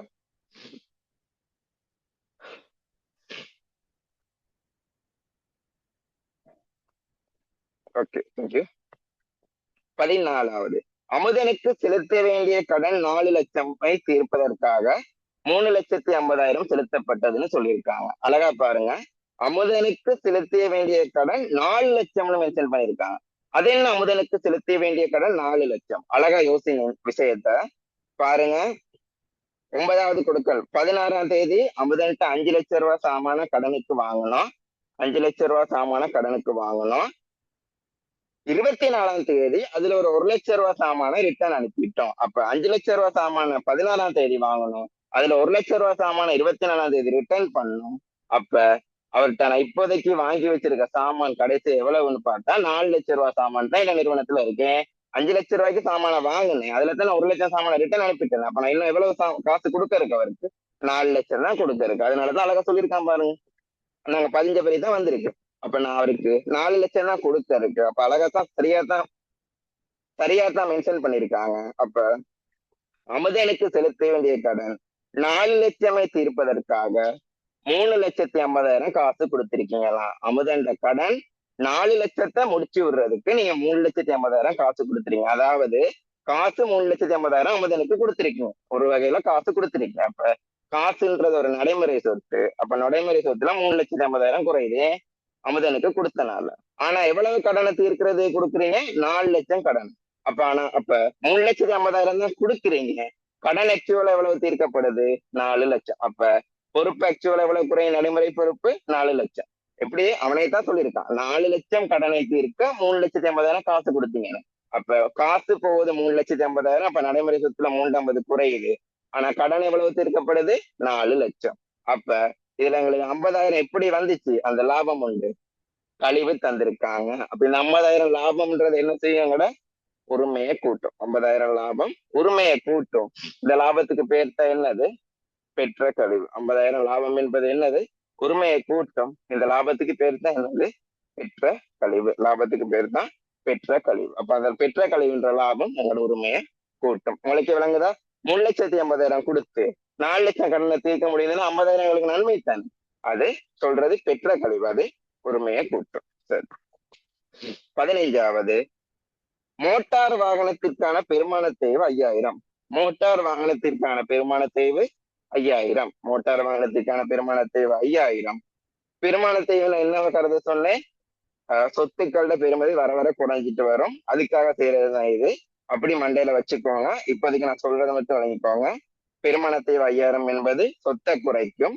அந்த பெருமான தேவை நாங்க ஒரு செலவா கருதுறோம். அதனால உரிமையையும் குறைக்கும். பெருமான தேவை என்பது எங்கட சொத்தை குறைக்கும். அது ஒரு செலவுனால உரிமையையும் குறைக்கும்னு சொன்னேன். சரியா? இப்ப இந்த பெருமான தேவைன்ற விஷயம் எந்த சொத்துக்கு இருந்ததுன்னா, இந்த நிறுவனத்துல நாங்க எங்கட தேவைக்கு வச்சிருக்கோம். நடைமுறையாள சொத்துன்னு சொல்றேன். இந்த மோட்டார் வாகனம், தளப்பாடம், கட்டிடம் இருக்கு. எங்கட தேவைக்கு பயன்படுத்துற சொத்துக்கள். இந்த ஒரு வருஷத்துல பயன்படுத்துற சொத்துக்களுக்கு பெருமான தேவையில்லை. ஒரு வருஷத்துல பயன்படுத்துற சொத்துக்களுக்கு இல்லை. ஒரு வருஷத்துல பயன்படுத்துறதுன்னா என்ன? நடைமுறை சொத்து. ஒரு வருஷத்துக்கு மேல பயன்படுத்துவோம். அந்த சொத்துக்களுக்கு தான் இந்த பெருமான தேவைன்ற ஒரு விஷயம் இருக்கு. அப்ப அது எங்கட என்ன செய்யும்னா சொத்தை குறைக்கும். அப்ப நான் இப்ப என்ன புதுசா சொல்லியிருக்கேன்? ஒரு வருஷத்துக்கு மேல பயன்படுத்துற சொத்துக்கு தான் இந்த பெருமான தேவைன்ற விஷயம் இருக்கு. அப்ப பெருமான தேவைன்னா சொத்தை குறைக்கும்னு சொன்னேன். அப்ப இதுல எந்த சொத்தை குறைக்க போகுது? எது பெருமான தேவைக்கு இருக்கு? ஒரு வருஷத்துக்கு மேல பயன்படுத்துற பொருளுக்கு தானே பெருமான தேவை இருக்கு. இதுல எது ஒரு வருஷத்துக்கு மேல? நடைமுறை அல்லா சொத்து. அப்ப மோட்டார் வாகனத்துக்கு பெருமான தேவையிடும் போது நடைமுறை அல்லா சொத்து தான் 5,000 குறைக்கும். பெருமான தேவை ஒரு செலவாகிறது சொன்னேன். அது உரிமையாண்மையை குறைக்கும். இதையே செலவாக்குறதுன்னு எல்லாம் சில எண்ணக்கருக்கள் அடிப்படையில பிறகு படிப்பீங்க. இப்போதைக்கு விளங்கிக்கோங்க. இந்த மோட்டார் வாகனம்ன்ற மாதிரி ஒரு வருஷத்துக்கு மேல பயன்படுத்துற சொத்துக்களை நாங்க பயன்படுத்த அதுல பெருமதி, அதாவது அதுல வெளி குறைஞ்சிட்டே வரும். அதுக்காக நாங்க செய்யற ஒரு கணக்கீட்டு முறை தான் இது. அப்ப அது மூலமா நான் என்ன சொல்றேன், பெருமதி குறைஞ்சிட்டு வர்றதுக்கு செய்யறது தானே இது. ஆகவே பெருமான தேய்வு, அதுல பெருமானம் தேய்வடைகிறனால, அதுல பெருமானம் குறைஞ்சிட்டு வரனால, பெருமானத்தை என்பது சொத்தை குறைக்கும். அப்ப என்ன சொத்தை குறைக்கும்? நடைமுறை அல்ல சொத்தை.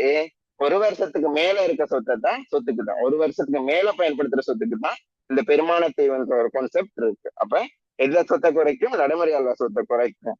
குறித்த பெருமானத்தை ஒரு செலவாக கருதுறதுனால அது உரிமையாண்மையை குறைக்கும். இப்போதே இந்த அளவுக்கு மட்டும் பெருமானத்தை வழங்கிட்டேன். சரியா? அப்ப இது வரைக்கும் பார்த்ததுல எனி டவுட்ஸ்?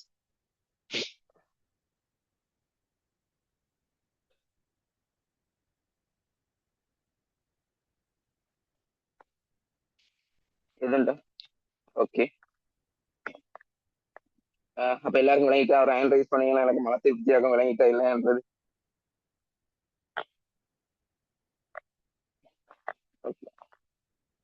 டவுட்ஸ்னா கட்டாயம் மெசேஜ் போட்டுருங்க. ஓகே. அப்ப உங்களுக்கு டைம் இல்லாதனால ஒரு பிரச்சனை இருக்கு. என்னதுன்னா, அடுத்த கணக்கும் உங்களுக்கு இந்த நடைமுறை சொத்து நடைமுறையாளர் சொத்துல பதிகிறது தான் இருக்கு. என்ன செஞ்சுறதுக்குன்னா, அடுத்த கணக்கு நடைமுறை சொத்து நடைமுறையாளர் சொத்துல பதிகிறது தான் இருக்குது. அத பிறகு பதிஞ்சு பாருங்க. சரியா? அத பிறகு பதிஞ்சு பாருங்க. இப்ப எல்லாரும் எனக்கு என்ன உதவி செய்யுங்கன்னா, அத பிறகு பதிஞ்சு பாருங்க. இப்ப எல்லாரும் என்ன செய்யுங்கன்னா, 8வது கேள்வியை செய்யுங்க. 8வது கேள்வி. 8வது கேள்வி அதை எப்படி செய்யறேன்னு சொல்றேன், கொஞ்சம் இருங்க. உங்களுக்கு நான் ஃபார்மட் அடிச்சு காட்டுறேன்.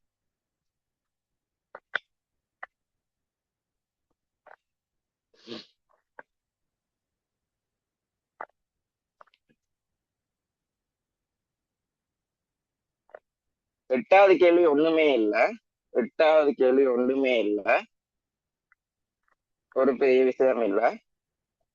இதுதான் உங்களுக்கு ஃபைனல்ல ஃபார்மட் இருக்க போகுது. இப்ப சொத்துக்கள்னா நிறைய வகையான சொத்துக்கள் பாக்குறோம். ஆதனம் பொறி உபகரணம்னு ஒரு சொத்து இருக்கு. இது என்ன நிறைய வகையான சொத்துக்களை பாக்குறோம்னு சொல்லிட்டு ஆதனம் பொறி உபகரணம் ஒரு சொத்து சொல்றீங்கன்னா, ஒண்ணுமே இல்லை, இது ஒரு மறுபெயர் தான். ஆதனம் பொறி சொத்துனா நடைமுறை அல்லா சொத்து. நடைமுறை அல்லா சொத்து இது நடைமுறை அல்லா சொத்துனா மறுபெயர்னு எடுத்துக்கோங்க. நடைமுறை அல்லா சொத்தை தான் ஆதனம் பொறி உபகரணம் சொத்துன்னு சொல்றது. அப்ப நடைமுறை அல்லா சொத்துல எதுவும் தாக்கம்னா எதுல போடணும்?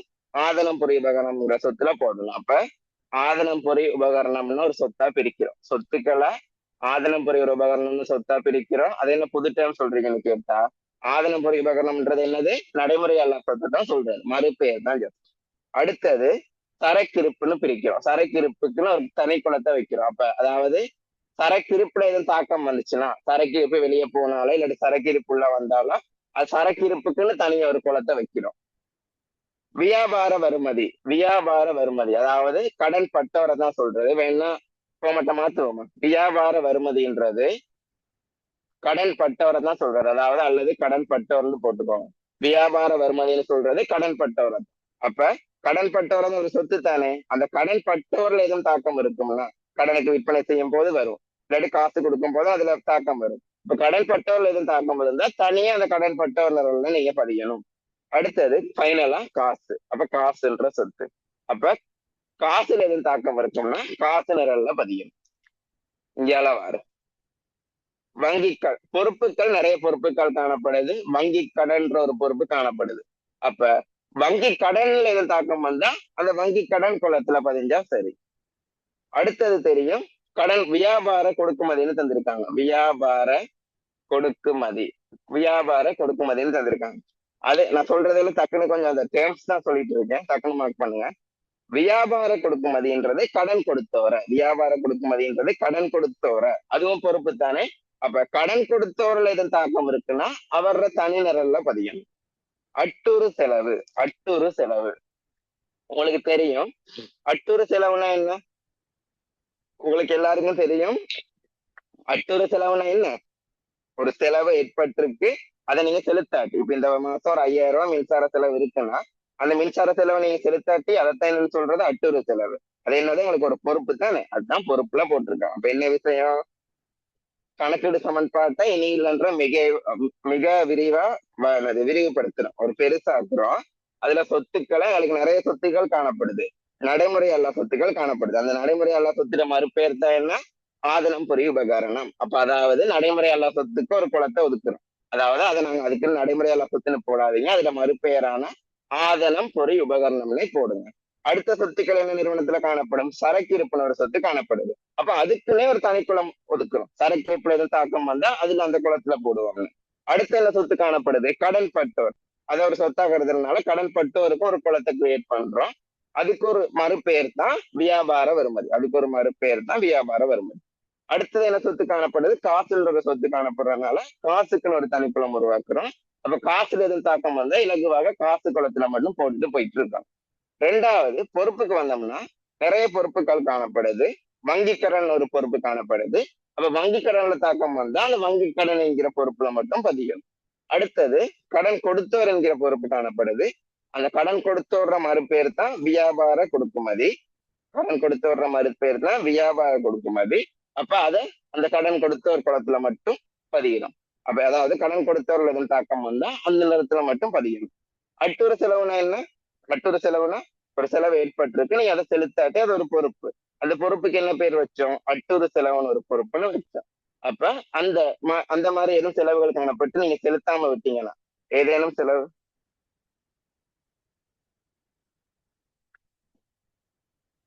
சாரி, அதோட சமன்பாடு மாறி போட்டேன் சொல்லி உரிமையாண்மை ரைட் சைட் கார்னர்ல வரும்னு கேட்டிருக்காங்க. நான் அதுல இங்க இங்க நான் தந்திருக்க ஃபார்மட்டை பார்க்காம போட்டேன்.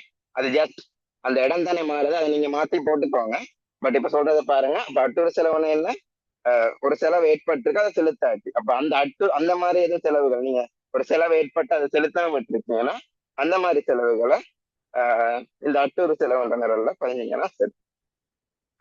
அப்ப இப்ப நான் அது சொல்றது விளங்குது எல்லாருக்கும். இப்படி விரிவாக்கி தந்திருக்காங்க, அதை கவனமா பார்த்து எந்தெந்த சொத்துல தாக்கம் வருதோ அந்தந்த இதுல தாக்கத்தை போட்டோம்னா சரி. விஷயம் சின்னது, நீங்க கொஞ்சம் பொறுமையா பார்த்தீங்கன்னா புரியும். நாங்க விரிவாக்கி இருக்கோம், அவ்வளவுதான். அப்ப ட்ரை பண்ணி பாருங்க, நான் உங்களுக்கு சொல்லித்தரேன். இது வேணும் ஒரு 15 நிமிஷம் கூட தரேன். 15 நிமிஷம் செய்யுங்க.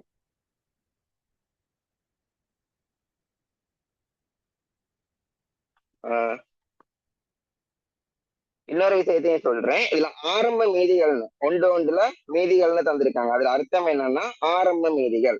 அதை ஒன்றுமே செய்யாதீங்க, ஜஸ்ட் குழப்பி கொள்ளாதீங்க. சிம்பிளா நான் சொல்ற மாதிரி மட்டும் பதிங்க. இப்படி மீதின்னு போட்டுட்டு இந்த பின்னுக்கு தந்திருக்க கொடுக்கல் வாங்கல் எல்லாம் செய்யும் போட மீதின்னு போட்டுட்டு ஆதனம் புரிபகரணம்னு 950 தந்திருக்காங்க தானே, அப்ப 950ன்னு போடுங்க. சரக்கு இருப்புன்னு 150 தந்திருக்காங்க தானே, அந்த 150 போடுங்க. வியாபார வருமதி, அதாவது வியாபார வருமதி என்னன்னா கடன் பட்டம். அந்த கடன் பட்டம் 200 தந்திருக்காங்க தானே, அந்த 200 இப்படி போடுங்க. காசு 120 தந்திருக்காங்க தானே, அந்த 120 இப்படி போடுங்க. சரியா?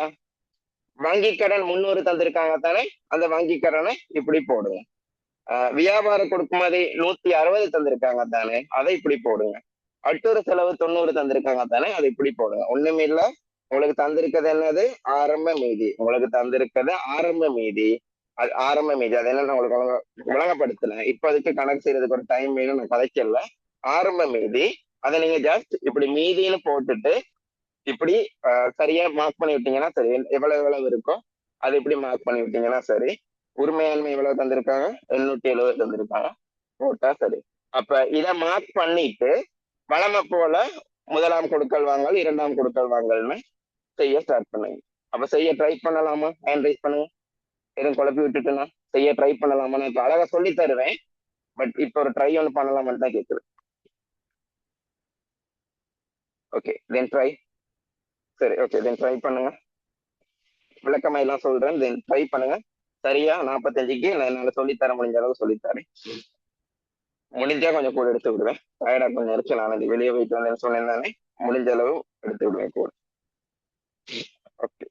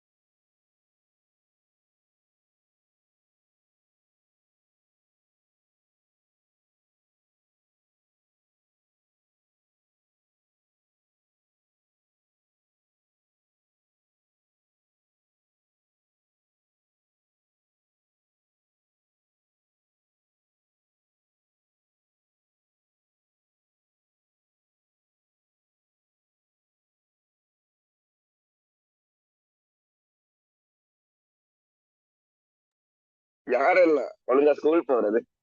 என்கரேஜ் பண்ணுங்க, நல்லா ஸ்கூல் போற நல்ல பிள்ளைல பார்ப்போம். யாரு கட் பண்ணல பிளான் பண்றீங்க, மெசேஜ் போடுங்க. எப்படி மெடிக்கல் இருக்கிறது, லெவல் எக்ஸாம் எழுத விட மாட்டாங்களே.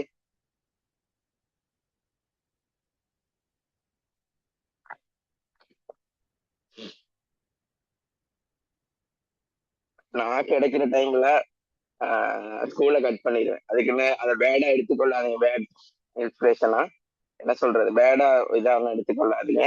அது கட் பண்றதுக்கு ரீசன் அதுவும் படிக்கிறதுக்கு தான். எதுவும் படிக்கிறதுக்கு எதுவும் டார்கெட் எதுவும் இருந்துச்சுன்னா கரெக்டா போட்டுட்டு படிச்சிருவேன்.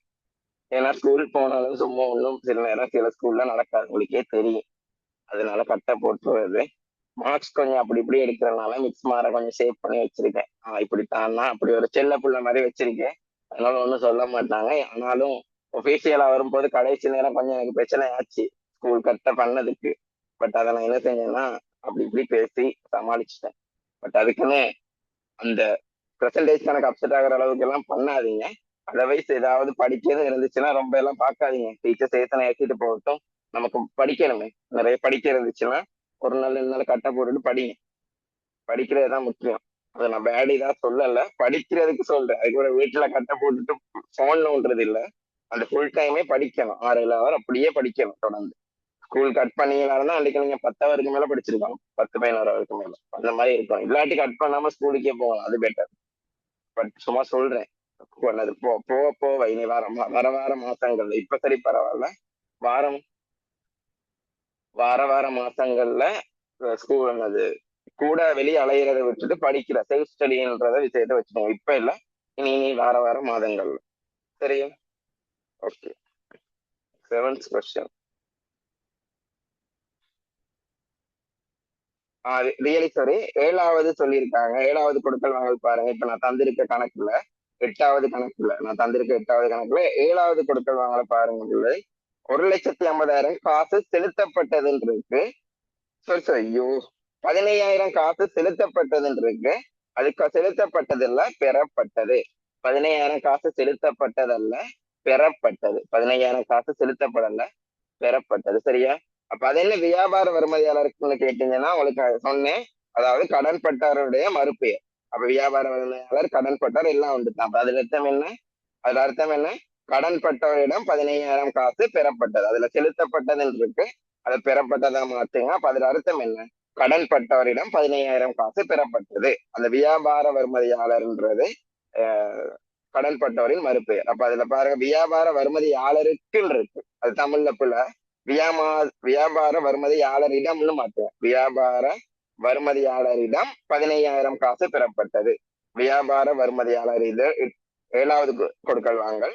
வியாபார வருமதியாளரிடம் 15,000 காசு பெறப்பட்டது. ரியலி சாரி, இப்படிதான் கொஞ்சம் டைப்பிங் இதுகள் வரும். Sorry for it.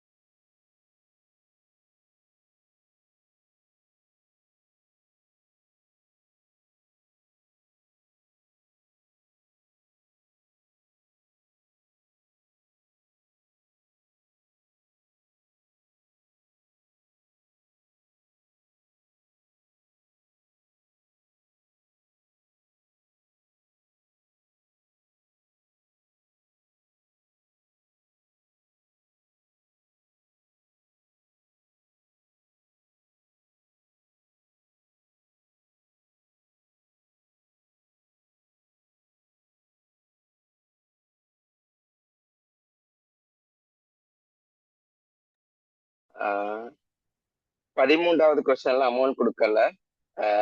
எவ்வளோ போடுவோம் யாருக்கு கொஞ்சம் யாருக்குன்னு மென்ஷன் பண்ணிட்டு அது ஒரு பிரச்சனையே இல்லை. விஷயத்தை விலையும் கொண்ட சட்ட நான் சொல்றேன். யாருக்கு அனுப்பினது தேவையில்ல, வழங்கினவர்களுக்கு அனுப்பியிருக்கோம். நமக்கு சாமான வித்தவர்களுக்கு அனுப்பியிருக்கோம். அது பிரச்சனை இல்லை, யாருன்னு மென்ஷன் பண்ணாட்டி அதே பதிவு தான் வரப்போகுது. அதுல பெருமதி போட்டுக்கோங்க. ஒரு 20,000 கிரயமான சரக்கு இருப்பு வழங்கினருக்கு திருப்பி அனுப்பப்பட்டதுன்னு போடுங்க. 20,000 கிரயமான சரக்கு 13வது கொடுக்கல் வாங்கல அமௌண்ட் கொடுத்தில்ல. அப்ப நீங்க போடுங்க 20,000 கிரயமான சரக்கு இருப்பு வழங்கினருக்கு திருப்பி அனுப்பப்பட்டது. 13வது கொடுக்கல் வாங்கல். மீண்டும் முறை சொல்றேன். 20,000 கிரயமான சரக்கு இருப்பு வழங்கினருக்கு திருப்பி அனுப்பப்பட்டது. இதுக்கு மட்டும் என்னைய மன்னிச்சுக்கோங்க, கொஞ்சம் இப்படி இருக்கும். 20,000 கிரயமான சரக்கு இருப்பு வழங்கினருக்கு திருப்பி அனுப்பப்பட்டது.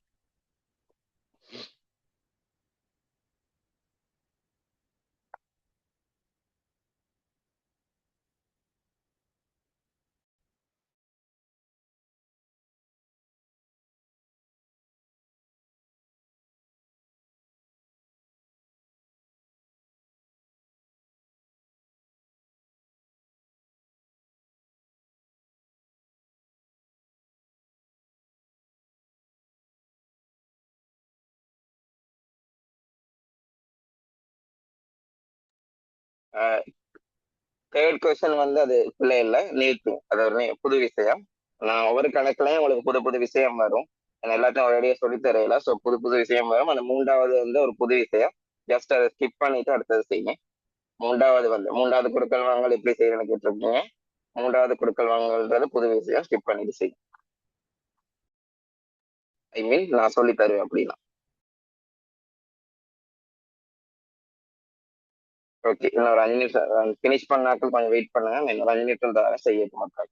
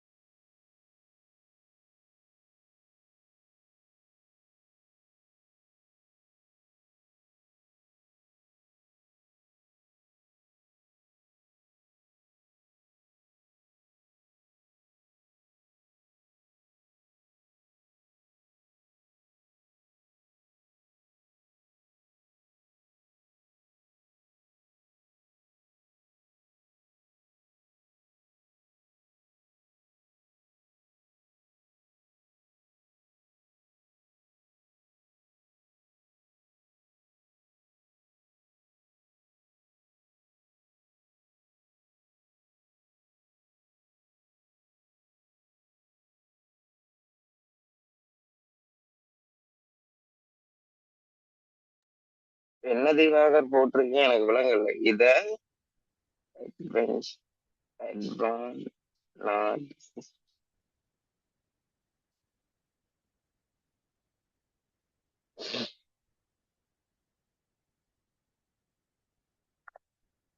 புரியல திவாகர் நீங்க போட்டது. சரி,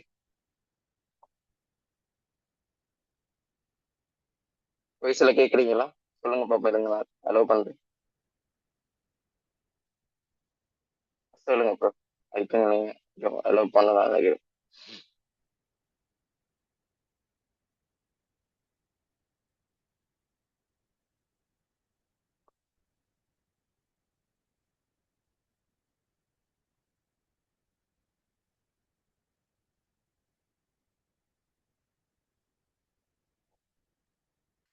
அட்டவணையில செய்யலாது மீன்ஸ் மெசேஜ்ல போய் வாய்ஸ் மெசேஜ்ல போடுங்க பாப்பா திவாகர்.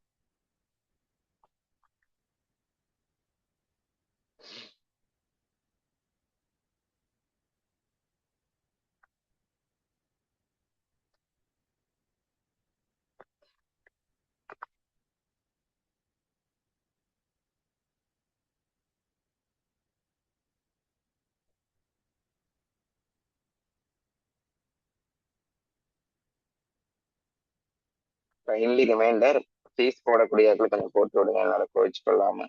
சரியா?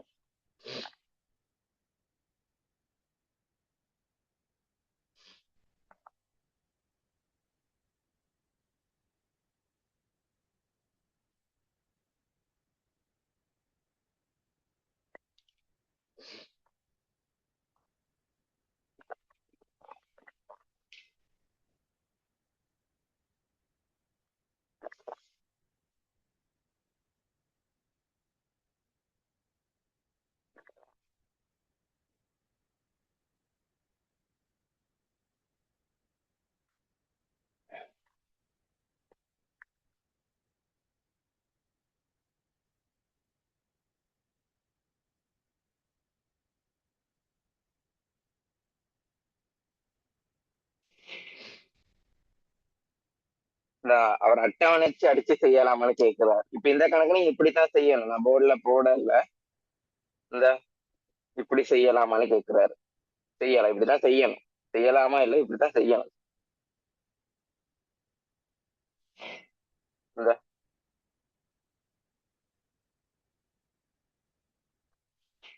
கேவலமா வருது, கொஞ்சம் அவசரமா போடுறதுனால. இப்படித்தான் செய்யணும்.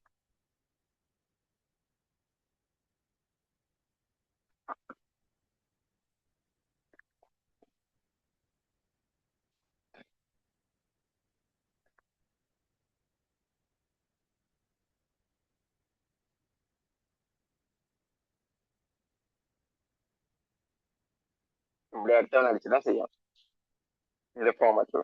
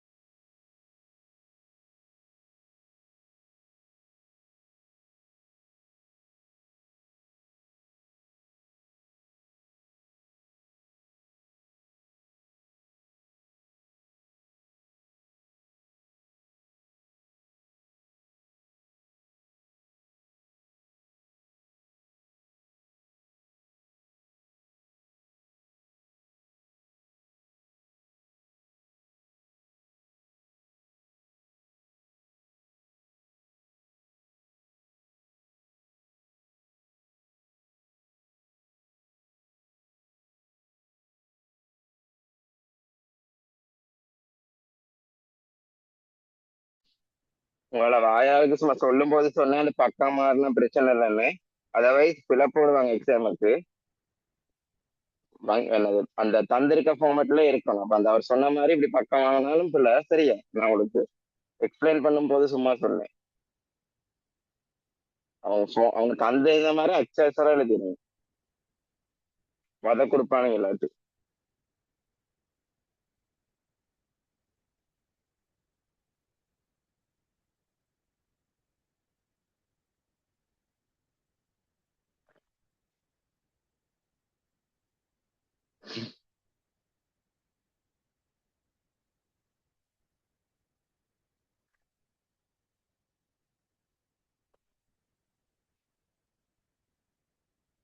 இப்ப 4-5 தான் பார்க்கலாம். எனக்கு கொஞ்சம் டயர்ட். 10:30 வரைக்கும் எல்லாம் எடுத்து இல்லை இன்னைக்கு. இன்னைக்கு மட்டும்தான். சரி.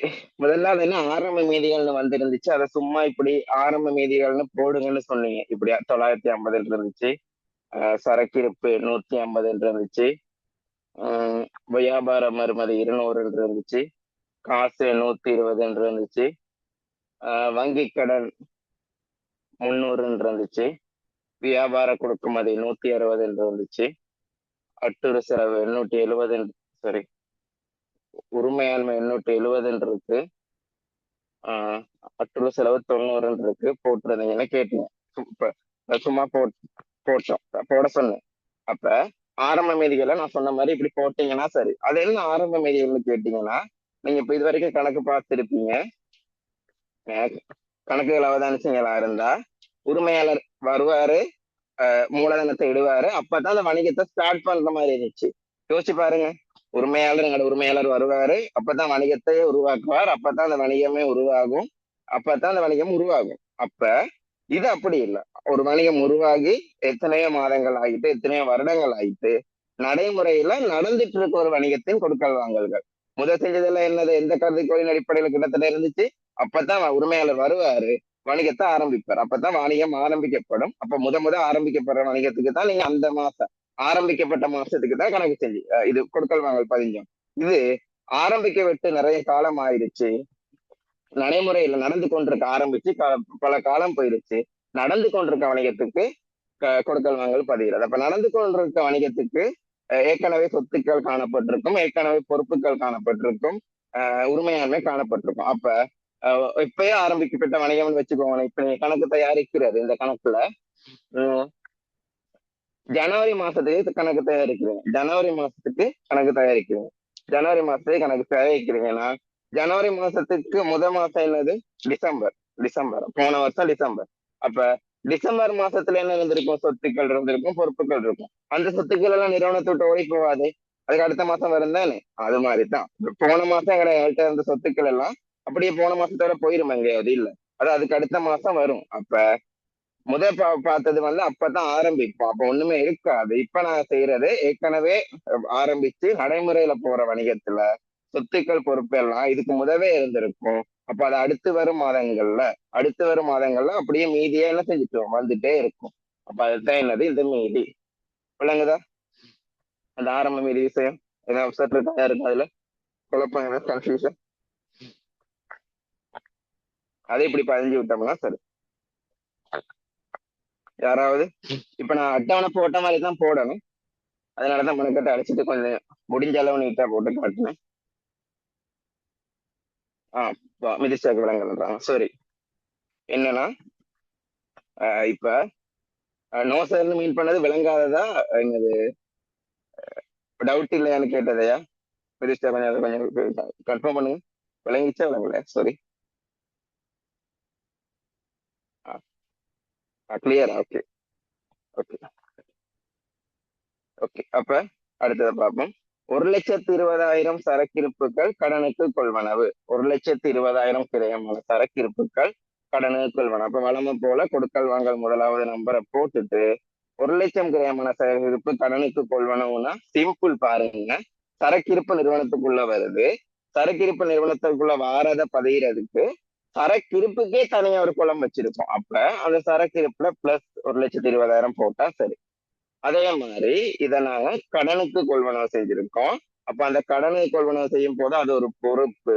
1,20,000 என்கிற பொறுப்பு காணப்படுது. அதை நான் என்ன செய்யணும்? கடன் கொடுத்தவரு கொடுக்கணும். யாருக்கு? யார்கிட்ட கடனை கொள்வனவு செய்யணும்? அவரே கொடுக்கணும். பேரெல்லாம் குறிப்பிடாட்டி கணக்கு எடுக்காது. எப்பயுமே அப்படி வராது. கடனை கொடுத்தவருக்கு நான் என்ன செய்யணும்? சாமான திருப்பி காசை திருப்பி கொடுக்கணும். அப்ப அந்த காசை கொடுக்கன்றது என்னது? ஒரு பொறுப்பு. அது என்ன பொறுப்பு? கடன் கொடுத்தவர் என்கிற பொறுப்பு. அதனுடைய மறுபெயர் தான் என்ன? வியாபார கொடுக்குமதி. கடன் கொடுத்தோர், வியாபார கொடுக்குமதி, வியாபார செல்மதி. கடன் கொடுத்தோர், வியாபார கொடுக்குமதி, வியாபார செல்மதி. வியாபார செல்மதி இதெல்லாம் நோட்டை எழுதி வைங்க. இதெல்லாம் ஒரே ஆள் தான் கடன் கொடுத்தவரை தான் அப்படி சொல்றாரு. அப்ப கடன் கொடுத்தவருக்கு நான் 1,20,000 கொடுக்கணும். அது கொடுக்கணும்ன்ற அந்த பொறுப்பை பதியறதுக்கு தனியே அவருக்கே ஒரு குளம் இருக்கு. அந்த கடன் கொடுத்தவர்ன்ற வரைக்கும் ஒரு குளம் இருக்கு. அப்ப அதுல 1,20,000 கூட்டி விட்டா சரி. இதுல யாருக்கும் குழப்பம் இருக்கா? ஏன்னா நான் இதை திருப்பி நான் அடுத்த கிளாஸ் எக்ஸ்பிளைன் பண்ணுவேன். அப்ப கொஞ்சம் கிளியரா செஞ்சு கொள்ளலாம். எல்லாருக்கும் பெர்ஃபெக்டான இல்லையே, அப்செட் ஆகலாம் தானே. அதனாலதான் கேட்கிறேன். இதுல எதுவும் குழப்பம் இருக்கா? இல்ல தானே. அப்ப நான் சொல்லக்கூடியதை 2-3 சொல்லி விட்டேன்னா இதை கொஞ்சம் பெர்ஃபெக்டா செய்வீங்க தானே, திருப்பி செய்வீங்க தானே. நான் நாளை அடுத்த கிளாஸ் திருப்பி சொல்றேன். வேணும் வியாபார வருமதியாளரிடம் வியாபார வருமதியாளரிடம் பெற்ற காசு 70,000. வியாபார வருமதியாளரிடம் பெற்ற காசு 70,000, கொடுத்த கழிவு 10,000 தந்திருக்கணும். வியாபார வருமதியாளர்கிட்ட பெற்ற காசு 70,000, கொடுத்த கழிவு 10,000. இதுல ஒரு விஷயத்தை விளங்கிக்கோங்க. காசு இதுக்கும் இப்ப நாங்க விரிவான கணக்கீடு சமன்பாட்டுக்கும் சம்மந்தம் இல்லை. இப்ப இதுல சொல்லியிருக்கு இந்த விஷயத்துக்கும் கணக்கீட்டு சமன்பாடு விரிவாக்குறதுக்கு எந்த தொடர்பும் இல்லை. இது நாங்க லாஜிக்கல் திங்கிங்ல விளங்கிக் கொள்ளணும். அதாவது சும்மா ஜென்ரல் திங்கிங்ல, ஜென்ரல் நாலேஜ்ல விளங்கிக் கொள்ள வேண்டியது. நீங்க வியாபார வருமதியாளர்னா யாரு? கடன் பட்டோர் யாரும் இல்ல, கடன் பட்டோர்கிட்ட 70,000 காசு வாங்கிருக்கீங்க, கழிவும் 10,000 கொடுத்திருக்கீங்க. அப்ப யோசிச்சு பாருங்க, கழிவும் 10,000 கொடுத்து 70,000 காசும் வாங்கியிருக்கோம்னா கடன் பட்டோர்கிட்ட நான் வாங்க வேண்டியிருந்த அந்த கடன் தொகை எவ்வளவா இருந்திருக்கும்? 80,000 தானே இருந்திருக்கும். உங்களுக்கு விளங்குதா? Just logical thinking.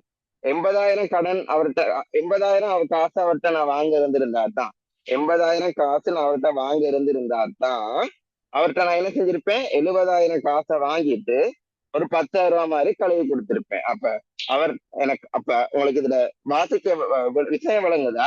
கடன் பட்டவர் எனக்கு 80,000 தாரதுக்கு தான், 80,000 தர வேண்டிய இடத்துலதான் 10,000 கழிவு கொடுத்தனால 70,000 காசு தந்திருக்காரு. அப்ப ஆக்சுவலா நான் கடன் பட்டவர் 80,000 தரணும், ஆனா நான் 10,000 கழிவு கொடுத்தனாலதான் 70,000 தந்திருக்காரு. அப்ப கடன் பட்டவர் எனக்கு தர வேண்டியது 80,000. அப்ப 70,000 காசு நிறுவனத்துக்குள்ள வருது.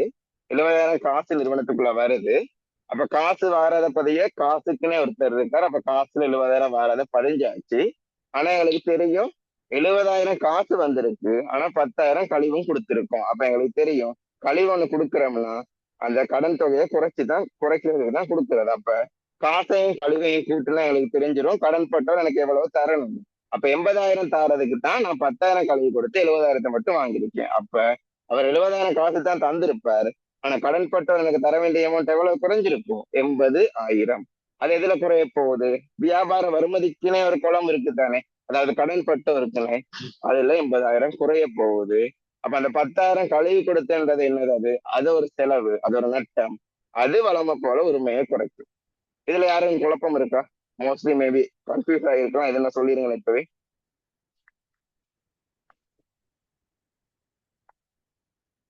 மெசேஜ் அனுப்பணும். இதுக்கு நானே திருப்பி ஒருக்கா சொல்றேன். நம்ம 70,000 கடன் பட்டவட்ட காசு வாங்கி 10,000 கழுவி கொடுத்துருக்கோம்னா லாஜிக்கலா திங்க் பண்ணுங்க. அப்ப நான் கடன் பட்டவட்ட எவ்வளவு வாங்க இருந்திருக்கும்? 80,000 வாங்க இருந்திருக்கும். அதனாலதான் 10,000 கழிவு கொடுத்து 70,000 காசு வாங்கியிருக்கேன். அப்ப 70,000 காசு வராத பதியறதுக்கு காசுக்குன்னு ஒரு குளம் இருக்கு. அப்ப காசுல 70 கூடும். ஆனா கடன் பட்டோன்ற தொகை எவ்வளவு குறையும்? 10,000 கழிவு கொடுத்தனால 80,000 கடன் பட்டோர் குறையும். அப்ப கடன் பட்டோரை குறைக்கிறதுக்கு தனி குளம் இருக்கு. அப்ப கடன் பட்டோர்ல 80,000 குறைஞ்சிருச்சா? இப்ப இந்த 10,000 கழிவுன்றது அது ஒரு செலவு, அது உரிமையை குறைக்கும்னு தெரியும், அதனால உரிமையை குறைச்சு. இது அழகா எல்லாருக்கும் கிளியர் தானே? ஷுவரா? எனக்கு கன்ஃபியூஸ் ஆச்சா? இது ஜஸ்ட் ஜென்ரல் திங்கிங் தான், அதனாலதான் கேட்டேன். கன்ஃபியூஸ் ஆச்சாங்க. நியூ சிலபஸ் ஒண்ணு சொல்லி நியூவா ஒண்ணு சொல்லி தரல, எனக்கு குழம்புனா சொல்லுங்க. ஓகே, அடுத்ததை சொல்லிட்டு நான் முடிக்கிறேன். மூன்றாவது, கடந்த மாத மின்சாரம் 15,000 செலுத்தப்பட்டதாம். முதல்ல வைப்போம், மின்சாரம் 15,000 செலுத்தி இருக்காங்க தானே. அப்ப 15,000 மின்சாரம் செலுத்தும் போது காசு போகுது. 15,000 மின்சாரம் செலுத்தும் போது காசு போகுது, காசு எங்களை விட்டு போகுது. அப்ப காசு 15,000 போகுது. அப்ப காசுல 15,000 குறையும். அப்ப இப்ப மின்சாரம்ன்றது ஒரு செலவு தானே, அது உரிமையை குறைக்குமான்னு கேட்டா அவங்களுக்கு நான் சொல்லுங்க தெரிந்து.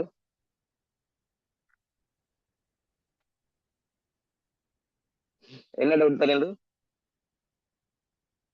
புரியல. ஆஹ் என்ன டவுட்னா வாய்ஸ் மெசேஜ்ல போடுங்க. என்ன டவுட்னா நீங்க அதை மென்ஷன் பண்ணிடாதனால எனக்கு விளங்கல. கோச்சுக்கலாம், மெசேஜ்ல போட்டு கேளுங்க. எது டவுட்னு விளங்கல. நோ டவுட்ஸ் போட்டிருக்கீங்க. அப்ப எந்த டவுட் கேட்குறீங்க பாயிண்ட் ஆகல எனக்கு. அப்ப இப்ப நான் எதை சொல்றேனே, கடந்த மாத ஒன்று இதுல போட்டு விடுங்க என்ன டவுட்ன்றத, இல்லாட்டி எனக்கு லைவ் மெசேஜ்ல போட்டு விடுங்க.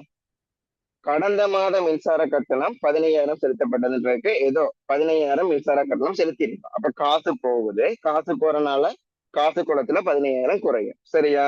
இப்போ ஓகே. அடுத்தது என்னது, மின்சார கட்டணம்ன்றது ஒரு இல்ல என்னது,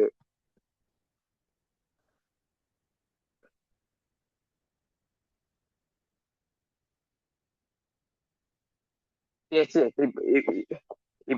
டுமாரோ இப்ப பார்த்த கொஸ்டின் எல்லாம் மீன்ஸ் நீங்க இந்த 8வது கொஸ்டினை தானே மீட் பண்றீங்க ரிப்னா.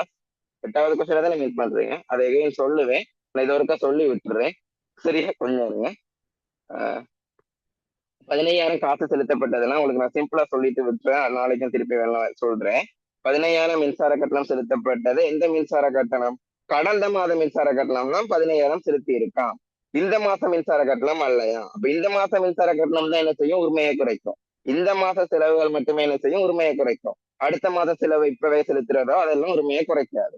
அப்ப என்னது, நீங்க எனக்கு அடுத்த மாச செலவு செலுத்துறத பத்தி சொல்லி தந்திருக்கீங்க, இது என்ன புதுசா கடந்த மாத செலவு செலுத்துறதுன்னு கேட்டீங்கன்னா, இந்த கடந்த மாத செலவை செலுத்துறேன்னு சொல்றது என்னன்னா, யோசிச்சு பாருங்க. நீங்க நான் போன மாச கரண்ட் பில்ல இப்ப இந்த மாசம் தான் கட்டுறேன். போன மாச கரண்ட் பில்ல இந்த மாசம் தான் கட்டுறேன். அப்ப போன மாச கரண்ட் பில்ல இந்த மாசம் தான் கட்டுறேன்னா அதுல அர்த்தம் என்ன? அதுல பின்னுக்கு இருக்க அர்த்தம் என்ன யோசிங்க. போன மாசம் கரண்ட் பில்ல நான் கட்டல, போன மாசம் கரண்ட் பில்ல கட்டாதனாலதான் அது இந்த மாசம் கட்டுறேன். அப்ப போன மாசம் அந்த கரண்ட் பில்ல நான் கட்டலைன்னா அது இந்த மாசம் கட்டுறேன், ஓகே. அப்ப பட் போன மாசம் அந்த கரண்ட் பில்ல கட்டலைன்னா அது போன மாசம் எனக்கு என்னவா இருந்திருக்கும், பொறுப்பா இருந்திருக்கும். போன மாசம் கரண்ட் பில்ல போன மாசம் நான் அதை கட்டல், அப்ப அது பொறுப்பா இருந்திருக்கும். அப்ப அது தீர்க்கும் வரைக்கும் அந்த பொறுப்பு என்ன செய்யும், அப்படியே மீதியா வந்துட்டே இருக்கும். அந்த பொறுப்பு முடியாது, அது நீங்க தீர்க்கும் வரைக்கும். இப்ப என்ன செய்றீங்க, போன மாச கரண்ட் பில்ல இப்ப இந்த மாசம் நீங்க கட்டும் போது அந்த பொறுப்பு என்ன செய்யுது, இல்லாம போகுது. அப்ப அப்படி அந்த கட்டாம இருக்க பொறுப்பு என்னது, அதுதான் சொல்றது அட்டூறு செலவுன்னு. அப்ப அந்த அட்டூறு செலவுன்ற பொறுப்பு ஒரு 15,000 கொடு. எப்ப இழந்துச்சு, போன மாசம் பில்ல இந்த மாதம் செலுத்துறோம்ன்றதுக்காக போன மாசம் மின்சார கட்டணம் இந்த மாச செலவு ஆயிராது, அதனால உரிமையில எந்த தாக்கமும் வராது. அப்ப விஷயம் வழங்கிக் கொள்ள வேண்டியது என்னதுன்னா, போன மாசம் மின்சார கட்டணத்தை இந்த மாசம் செலுத்துறீங்கன்னா அதுல இருக்க பின் கருத்து, போன மாசம் அதை நீங்க செலுத்தல, அதனாலதான் அதை இந்த மாசம் செலுத்துறோம். அப்ப போன மாசம் அதை செலுத்தலைன்னா அது உங்களுக்கு ஒரு பொறுப்பா காணப்பட்டிருக்கும். ஆகவே இப்ப அந்த பொறுப்பை போன மாசம் அந்த பொறுப்பை இந்த மாசம் தீர்க்குறீங்க, அப்ப உங்களோட பொறுப்பு குறையுது. அந்த பொறுப்போட பேர் அட்டூறு செலவு பொறுப்பு தானே, அதனால அட்டூறு செலவுன்ற பொறுப்புல குறையுது. அப்ப இந்த மாதிரி தான் பதிஞ்சிட்டு வர வேண்டி வரும். யாரும் ஃபுல்லா பதியாகார்கள், பதிஞ்சுக்கோங்க. நெக்ஸ்ட் கிளாஸ் பார்ப்போம். ஓவர் ஸ்பீடாகவும் போவேலாம் தான், அதே நேரத்துல ஸ்பீடாகவும் போகணும். நான் தான் பெரிய இதுல மாட்டிக்கிட்டு இருக்கேன். எனிவே போவோம். உங்களுக்கு விளங்குனா எனக்கு போதும், அது போதும். உங்களுக்கு விஷயம் விளங்குனா போதும். அதுக்காக டவுட் கேட்க கூடாதுங்க, டவுட் கேளுங்க, நாங்க போவோம். Good night. நான் அடுத்த கிளாஸ் வெனிஸ்டே. திருப்பி திருப்பி சொல்றேன், அழகா அதுல நல்லது பின்னும் பண்ணிட்டு இருக்கேன்.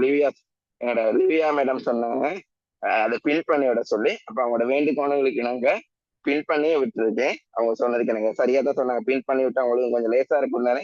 ஸோ நான் பின் பண்ணியே விட்டுருக்கேன். டைம் டேபிளும் அதுதான், என்னது லிங்க்கும் அதுதான். தயவு செய்து அந்த டைமுக்கு சென்ட் பண்ணிடுங்க, ஓகேயா? சரி, அப்ப குட் நைட். நாளைக்கு இல்ல நாளை அடிக்கிறதுக்கு அப்புறம் குட் நைட்.